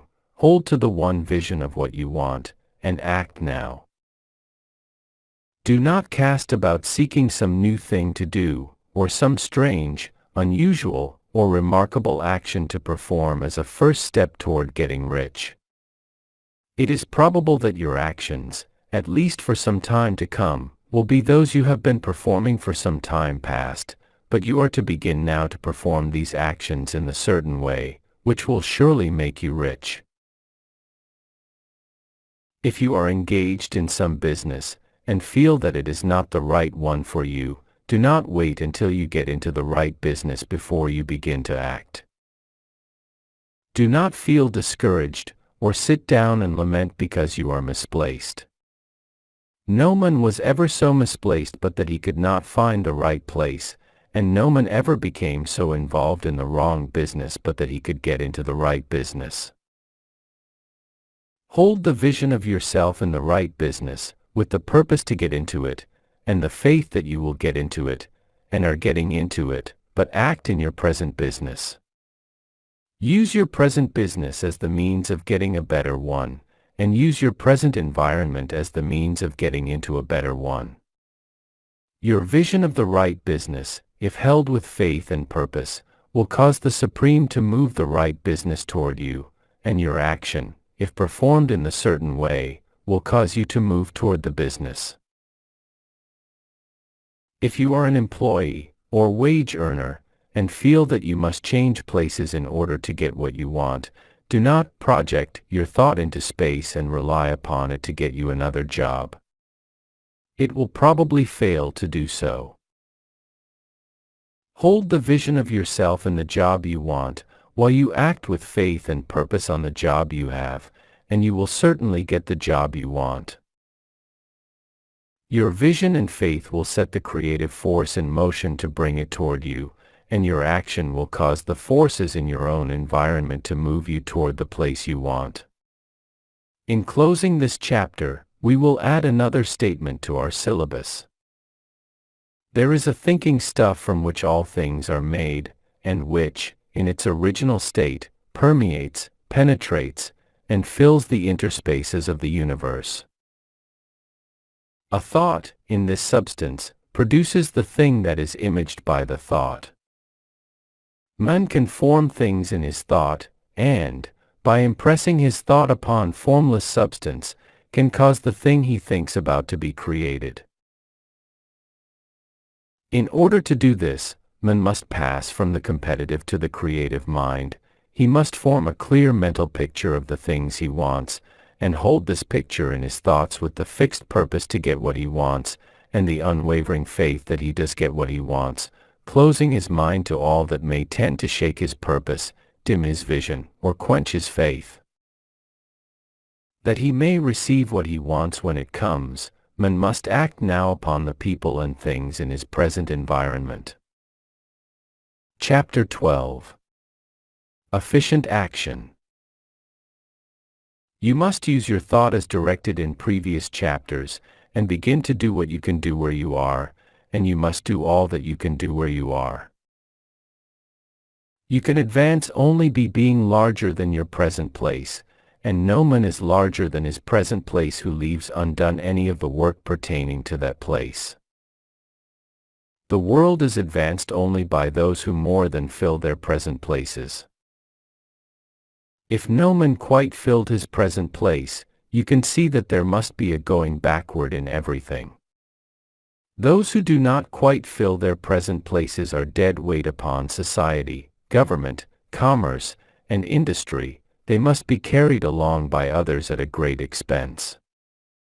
The progress of the world is retarded only by those who do not fill the places they are holding. They belong to a former age and a lower stage or plane of life, and their tendency is toward degeneration. No society could advance if every man was smaller than his place. Social evolution is guided by the law of physical and mental evolution. In the animal world, evolution is caused by excess of life. When an organism has more life than can be expressed in the functions of its own plane, it develops the organs of a higher plane, and a new species is originated.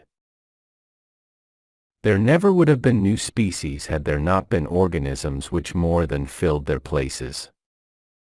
The law is exactly the same for you. Your getting rich depends upon your applying this principle to your own affairs. Every day is either a successful day or a day of failure, and it is the successful days which get you what you want. If every day is a failure, you can never get rich, while if every day is a success, you cannot fail to get rich. If there is something that may be done today, and you do not do it, you have failed in so far as that thing is concerned, and the consequences may be more disastrous than you imagine. You cannot foresee the results of even the most trivial act. You do not know the workings of all the forces that have been set moving in your behalf. Much may be depending on your doing some simple act. It may be the very thing which is to open the door of opportunity to very great possibilities. You can never know all the combinations which Supreme Intelligence is making for you in the world of things and of human affairs. Your neglect or failure to do some small thing may cause a long delay in getting what you want. Do, every day, all that can be done that day. There is, however, a limitation or qualification of the above that you must take into account. You are not to overwork, nor to rush blindly into your business in the effort to do the greatest possible number of things in the shortest possible time. You are not to try to do tomorrow's work today, nor to do a week's work in a day. It is really not the number of things you do, but the efficiency of each separate action that counts. Every act is, in itself, either a success or a failure. Every act is, in itself, either effective or inefficient. Every inefficient act is a failure, and if you spend your life in doing inefficient acts, your whole life will be a failure. The more things you do, the worse for you, if all your acts are inefficient ones. On the other hand, every efficient act is a success in itself, and if every act of your life is an efficient one, your whole life must be a success. The cause of failure is doing too many things in an inefficient manner, and not doing enough things in an efficient manner. You will see that it is a self-evident proposition that if you do not do any inefficient acts, and if you do a sufficient number of efficient acts, you will become rich. If, now, it is possible for you to make each act an efficient one, you see again that the getting of riches is reduced to an exact science, like mathematics. The matter turns, then, on the questions whether you can make each separate act a success in itself. And this you can certainly do. You can make each act a success, because all power is working with you, and all power cannot fail. Power is at your service, and to make each act efficient you have only to put power into it.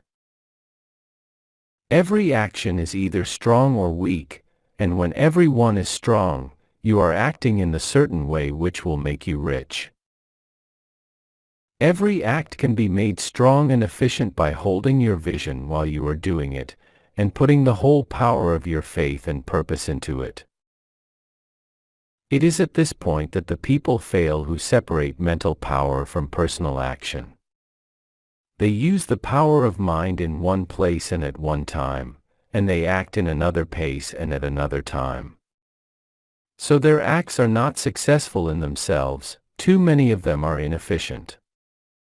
But if all power goes into every act, no matter how commonplace, every act will be a success in itself, and as in the nature of things every success opens the way to other successes, your progress toward what you want, and the progress of what you want toward you, will become increasingly rapid. Remember that successful action is cumulative in its results. Since the desire for more life is inherent in all things, when a man begins to move toward larger life, more things attach themselves to him, and the influence of his desire is multiplied. Do, every day, all that you can do that day, and do each act in an efficient manner. In saying that you must hold your vision while you are doing each act, however trivial or commonplace, I do not mean to say that it is necessary at all times to see the vision distinctly to its smallest details. It should be the work of your leisure hours to use your imagination on the details of your vision, and to contemplate them until they are firmly fixed upon memory. If you wish speedy results, spend practically all your spare time in this practice. By continuous contemplation you will get the picture of what you want, even to the smallest details, so firmly fixed upon your mind, and so completely transferred to the mind of formless substance, that in your working hours you need only to mentally refer to the picture to stimulate your faith and purpose, and cause your best effort to be put forth. Contemplate your picture in your leisure hours until your consciousness is so full of it that you can grasp it instantly. You will become so enthused with its bright promises that the mere thought of it will call forth the strongest energies of your whole being. Let us again repeat our syllabus, and by slightly changing the closing statements bring it to the point we have now reached. There is a thinking stuff from which all things are made, and which, in its original state, permeates, penetrates, and fills the interspaces of the universe.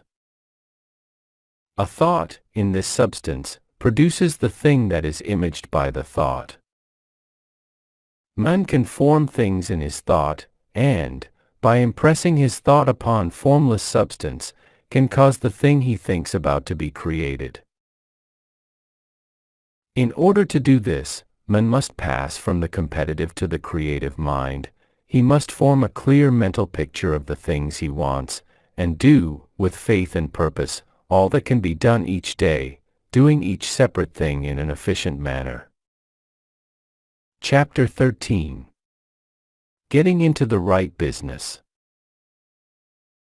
Success, in any particular business, depends for one thing upon your possessing in a well-developed state the faculties required in that business. Without good musical faculty no one can succeed as a teacher of music.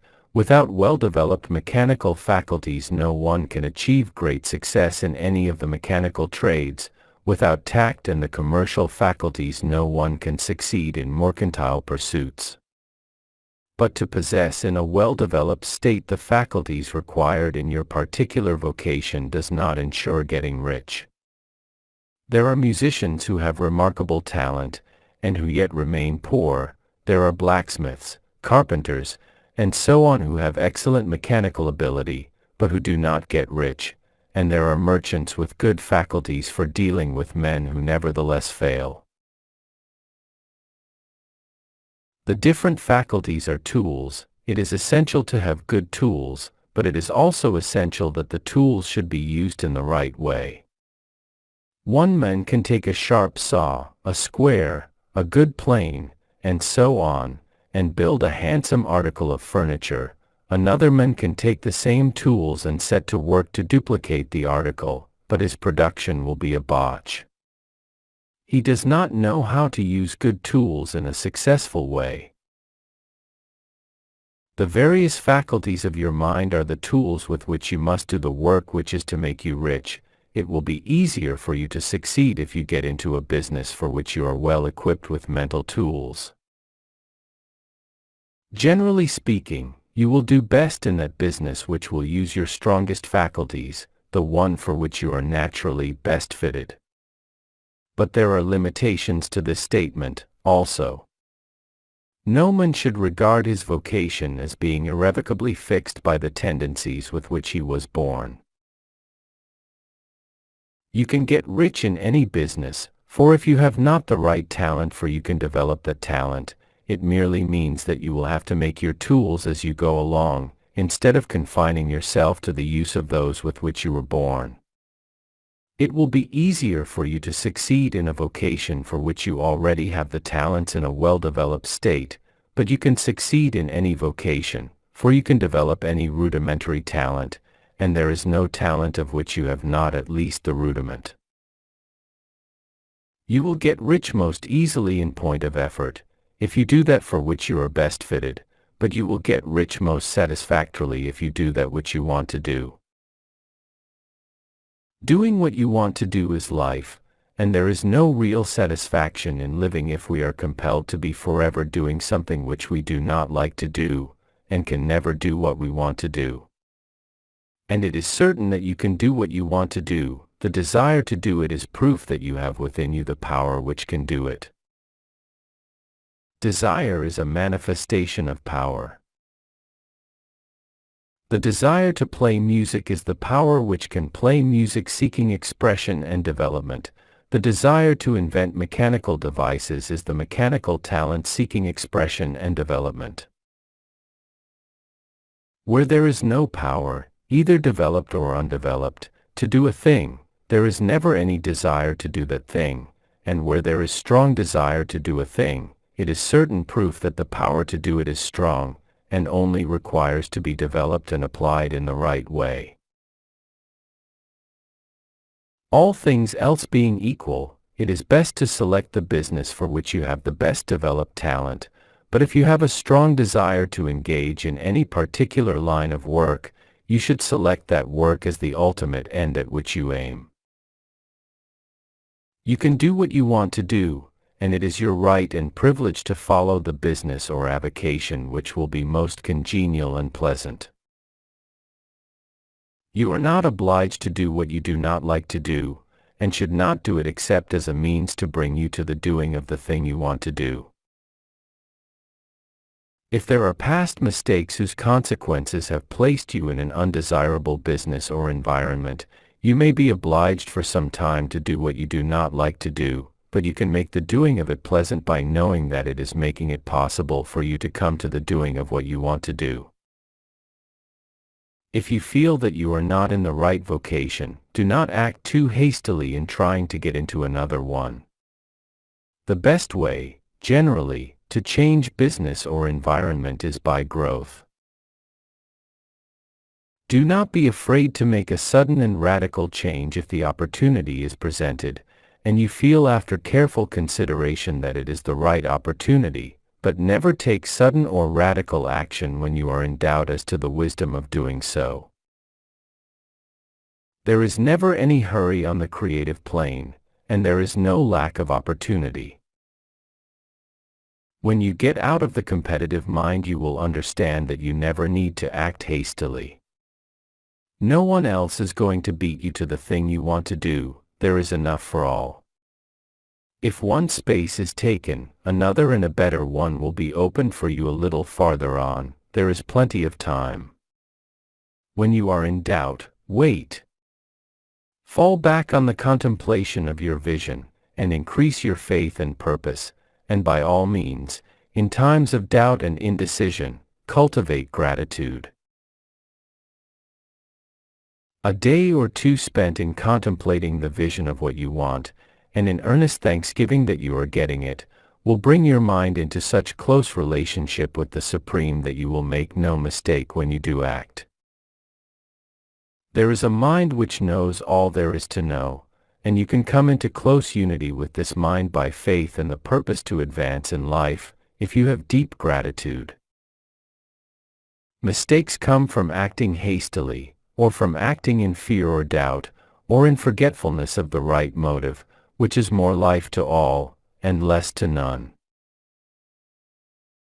As you go on in the certain way, opportunities will come to you in increasing number, and you will need to be very steady in your faith and purpose, and to keep in close touch with the All-Mind by reverent gratitude.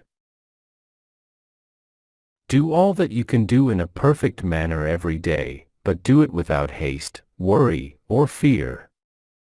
Go as fast as you can, but never hurry. Remember that in the moment you begin to hurry you cease to be a creator and become a competitor. You drop back upon the old plane again.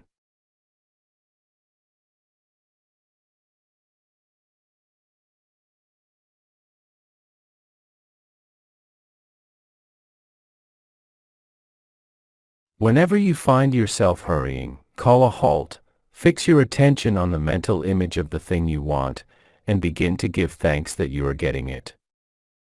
The exercise of gratitude will never fail to strengthen your faith and renew your purpose. Chapter 14. The Impression of Increase. Whether you change your vocation or not, your actions for the present must be those pertaining to the business in which you are now engaged. You can get into the business you want by making constructive use of the business you are already established in, by doing your daily work in a certain way. And in so far as your business consists in dealing with other men, whether personally or by letter, the key thought of all your efforts must be to convey to their minds the impression of increase. Increase is what all men and all women are seeking. It is the urge of the formless intelligence within them, seeking fuller expression. The desire for increase is inherent in all nature. It is the fundamental impulse of the universe. All human activities are based on the desire for increase. People are seeking more food, more clothes, better shelter, more luxury, more beauty, more knowledge, more pleasure, increase in something, more life.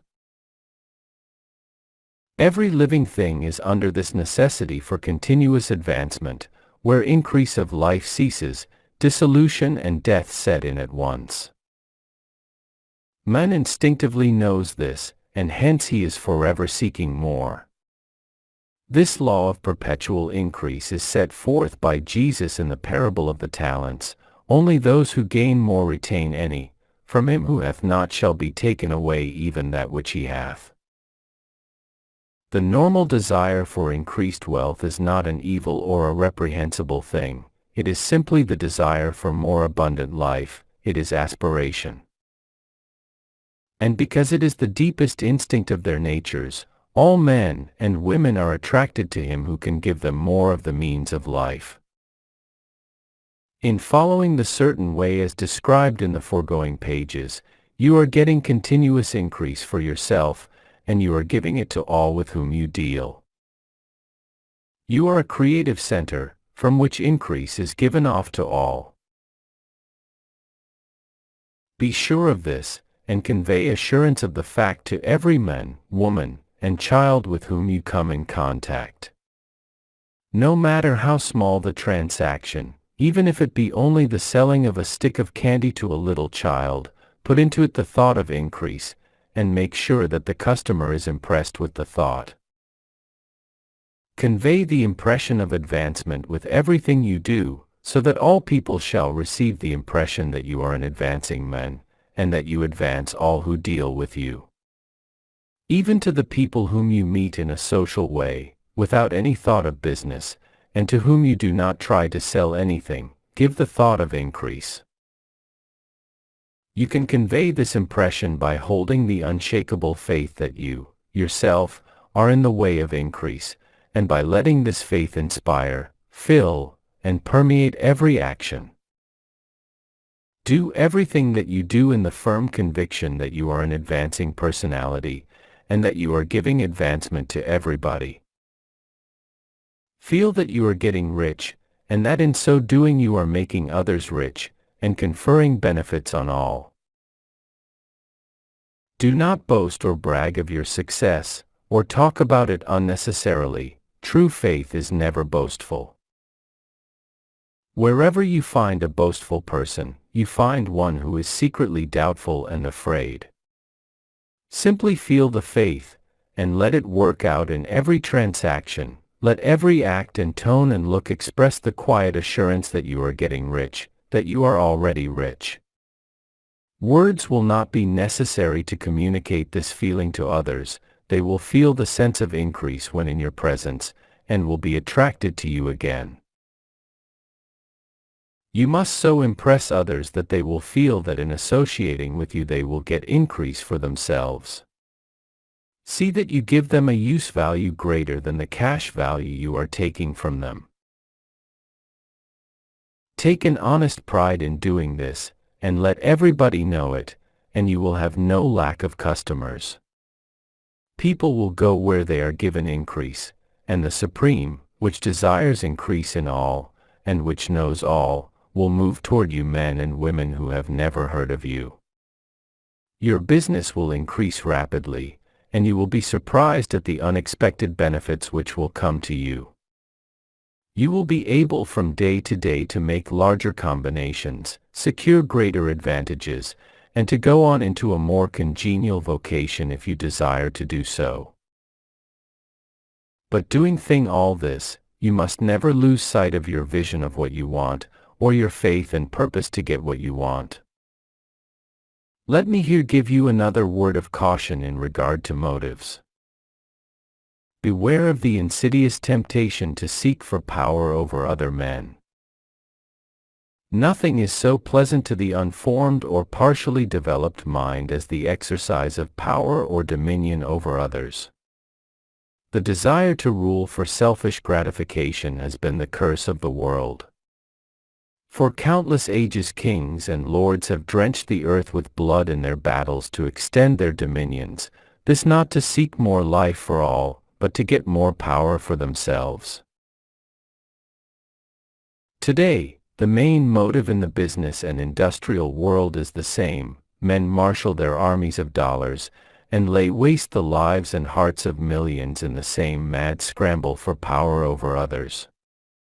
Commercial kings, like political kings, are inspired by the lust for power.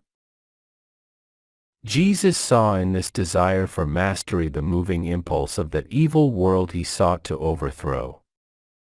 Read the 23rd chapter of Matthew, and see how he pictures the lust of the Pharisees to be called master, to sit in the high places, to domineer over others, and to lay burdens on the backs of the less fortunate, and note how he compares this lust for dominion with the brotherly seeking for the common good to which he calls his disciples. Look out for the temptation to seek for authority, to become a master, to be considered as one who is above the common herd, to impress others by lavish display, and so on. The mind that seeks for mastery over others is the competitive mind, and the competitive mind is not the creative one.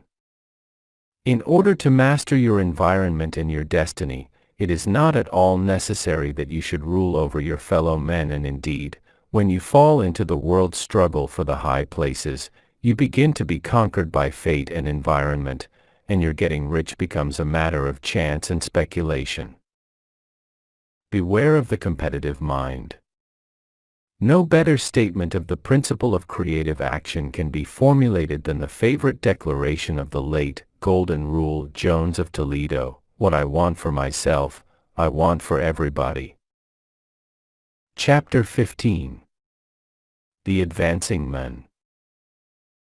What I have said in the last chapter applies as well to the professional man and the wage earner as to the man who is engaged in mercantile business. No matter whether you are a physician, a teacher, or a clergyman, if you can give increase of life to others and make them sensible of the fact, they will be attracted to you, and you will get rich.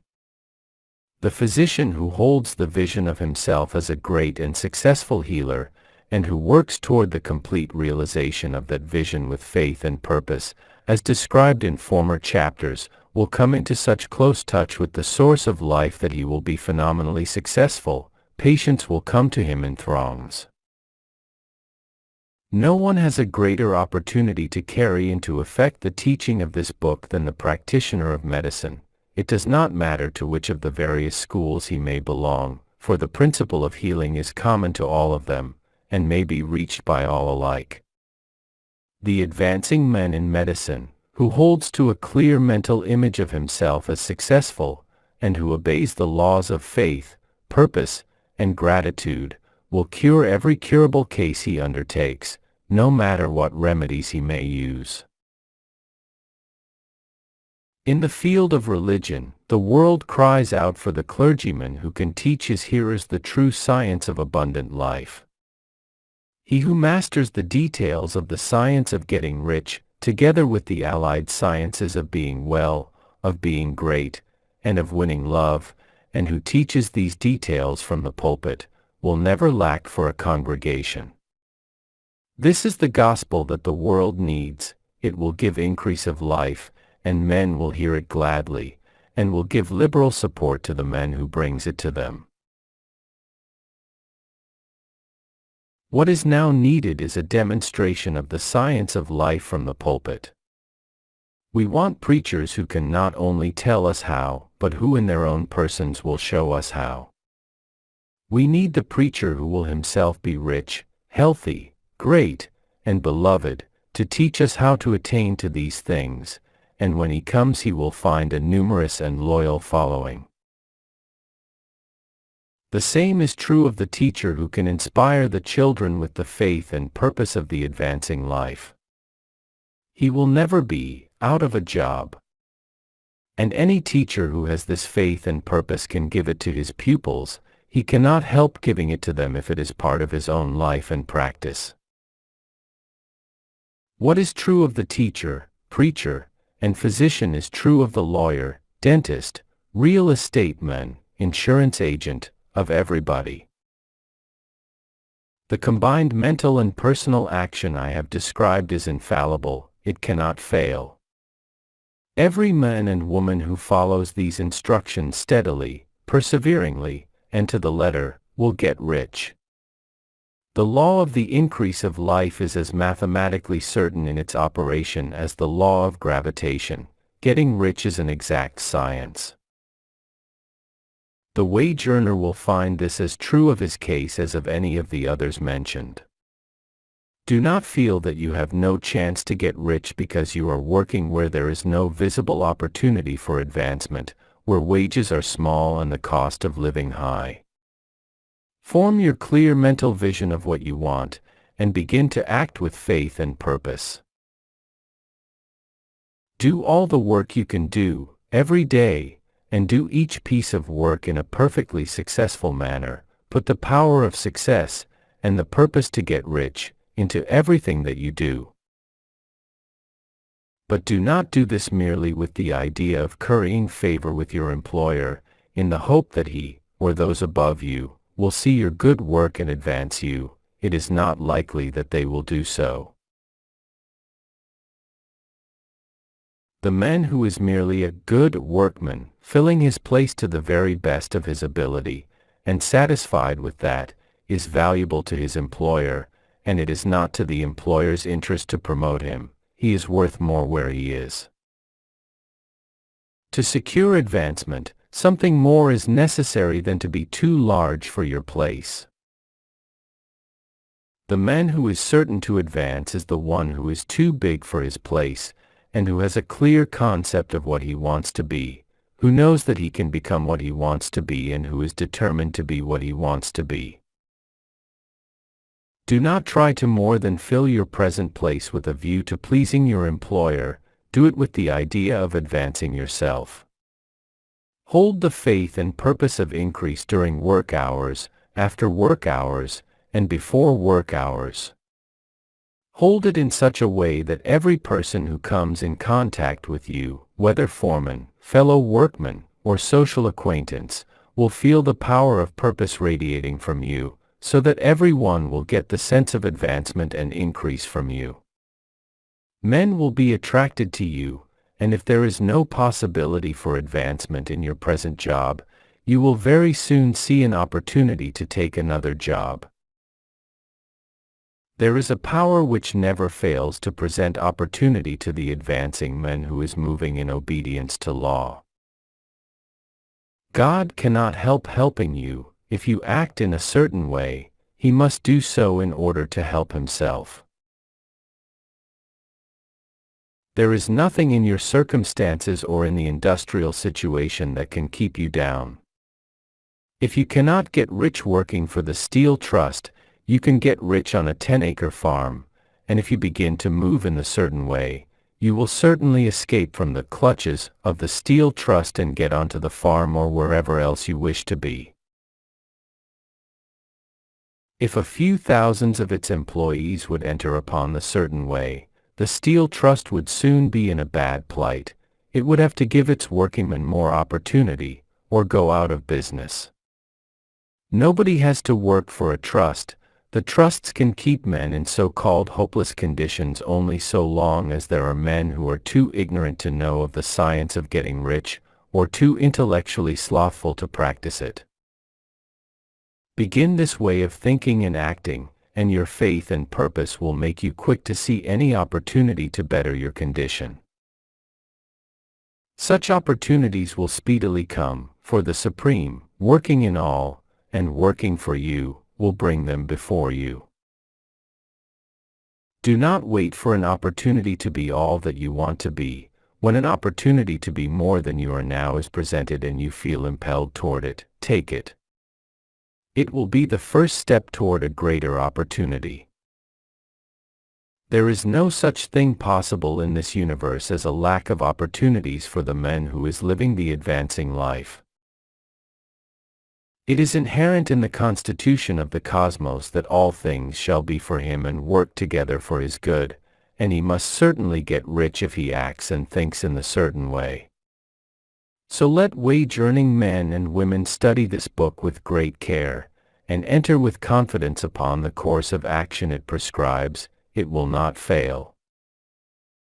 Chapter 16. Some cautions, and concluding observations. Many people will scoff at the idea that there is an exact science of getting rich, holding the impression that the supply of wealth is limited. They will insist that social and governmental institutions must be changed before even any considerable number of people can acquire a competence. But this is not true. It is true that existing governments keep the masses in poverty, but this is because the masses do not think and act in the certain way. If the masses begin to move forward as suggested in this book, neither governments nor industrial systems can check them. All systems must be modified to accommodate the forward movement. If the people have the advancing mind, have the faith that they can become rich, and move forward with the fixed purpose to become rich, nothing can possibly keep them in poverty. Individuals may enter upon the certain way at any time, and under any government, and make themselves rich, and when any considerable number of individuals do so under any government, they will cause the system to be so modified as to open the way for others. The more men who get rich on the competitive plane, the worse for others. The more who get rich on the creative plane, the better for others. The economic salvation of the masses can only be accomplished by getting a large number of people to practice the scientific method set down in this book, and become rich. These will show others the way, and inspire them with a desire for real life, with the faith that it can be attained, and with the purpose to attain it. For the present, however, it is enough to know that neither the government under which you live nor the capitalistic or competitive system of industry can keep you from getting rich. When you enter upon the creative plane of thought, you will rise above all these things and become a citizen of another kingdom.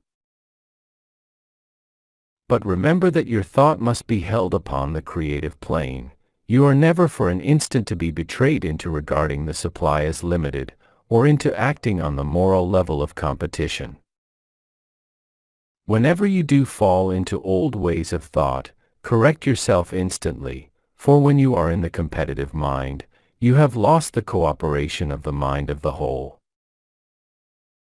Do not spend any time in planning as to how you will meet possible emergencies in the future, except as the necessary policies may affect your actions today. You are concerned with doing today's work in a perfectly successful manner, and not with emergencies which may arise tomorrow. You can attend to them as they come. Do not concern yourself with questions as to how you shall surmount obstacles which may loom upon your business horizon, unless you can see plainly that your course must be altered today in order to avoid them. No matter how tremendous an obstruction may appear at a distance, you will find that if you go on in a certain way it will disappear as you approach it, or that a way over, though, or around it will appear. No possible combination of circumstances can defeat a man or woman who is proceeding to get rich along strictly scientific lines. No man or woman who obeys the law can fail to get rich, any more than one can multiply 2 by 2 and fail to get 4. Give no anxious thought to possible disasters, obstacles, panics, or unfavorable combinations of circumstances.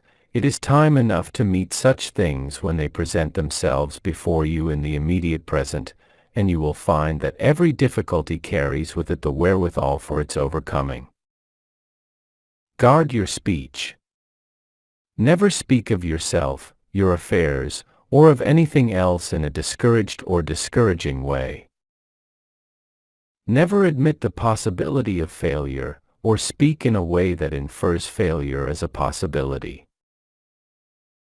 Never speak of the times as being hard, or of business conditions as being doubtful. Times may be hard and business doubtful for those who are on the competitive plane, but they can never be so for you. You can create what you want, and you are above fear. When others are having hard times and poor business, you will find your greatest opportunities. Train yourself to think of and to look upon the world as a something which is becoming, which is growing, and to regard seeming evil as being only that which is undeveloped. Always speak in terms of advancement. To do otherwise is to deny your faith, and to deny your faith is to lose it. Never allow yourself to feel disappointed. You may expect to have a certain thing at a certain time, and not get it at that time, and this will appear to you like failure. But if you hold to your faith, you will find that the failure is only apparent. Go on in the certain way, and if you do not receive that thing, you will receive something so much better that you will see that the seeming failure was really a great success. A student of this science had set his mind on making a certain business combination which seemed to him at the time to be very desirable, and he worked for some weeks to bring it about. When the crucial time came, the thing failed in a perfectly inexplicable way. It was as if some unseen influence had been working secretly against him. He was not disappointed. On the contrary, he thanked God that his desire had been overruled, and went steadily on with a grateful mind. In a few weeks an opportunity so much better came his way that he would not have made the first deal on any account, and he saw that a mind which knew more than he knew had prevented him from losing the greater good by entangling himself with the lesser. That is the way every seeming failure will work out for you, if you keep your faith, hold to your purpose, have gratitude, and do, every day, all that can be done that day, doing each separate act in a successful manner. When you make a failure, it is because you have not asked for enough. Keep on, and a larger thing than you were seeking will certainly come to you. Remember this. You will not fail because you lack the necessary talent to do what you wish to do. If you go on as I have directed, you will develop all the talent that is necessary to the doing of your work. It is not within the scope of this book to deal with the science of cultivating talent, but it is as certain and simple as the process of getting rich. However, do not hesitate or waver for fear that when you come to any certain place you will fail for lack of ability. Keep right on, and when you come to that place, the ability will be furnished to you. The same source of ability which enabled the untaught Lincoln to do the greatest work in government ever accomplished by a single man is open to you. You may draw upon all the mind there is for wisdom to use in meeting the responsibilities which are laid upon you. Go on in full faith. Study this book. Make it your constant companion until you have mastered all the ideas contained in it.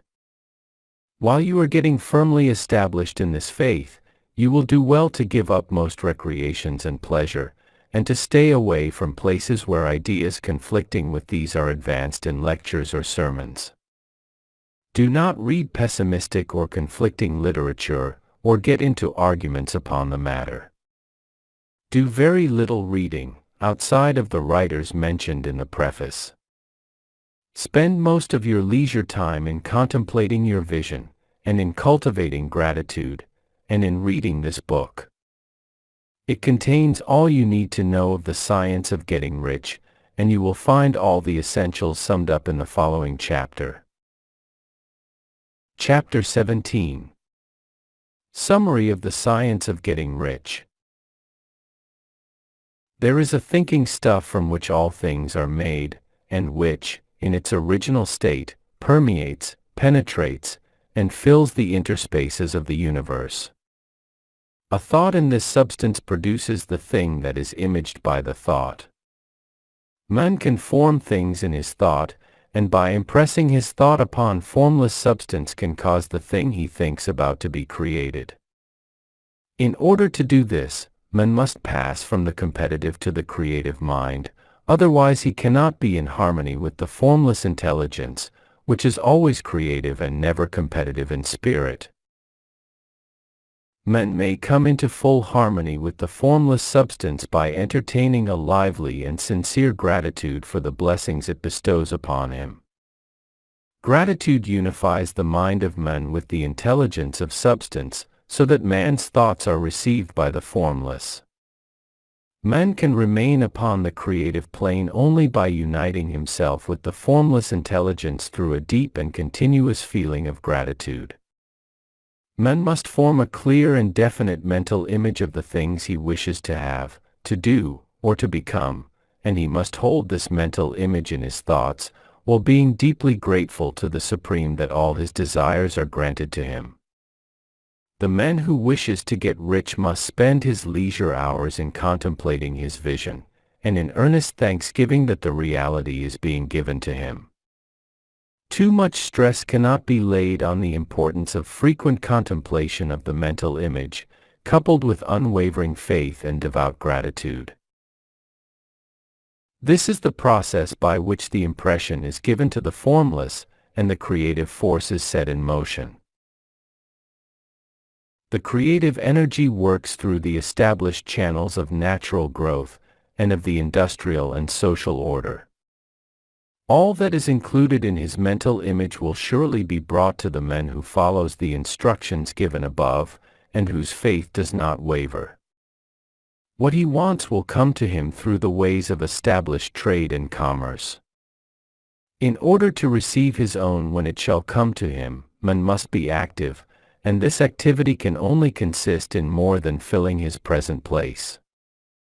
He must keep in mind the purpose to get rich through the realization of his mental image. And he must do, every day, all that can be done that day, taking care to do each act in a successful manner. He must give to every man a use value in excess of the cash value he receives, so that each transaction makes for more life, and he must so hold the advancing thought that the impression of increase will be communicated to all with whom he comes in contact. The men and women who practice the foregoing instructions will certainly get rich, and the riches they receive will be in exact proportion to the definiteness of their vision, the fixity of their purpose, the steadiness of their faith, and the depth of their gratitude.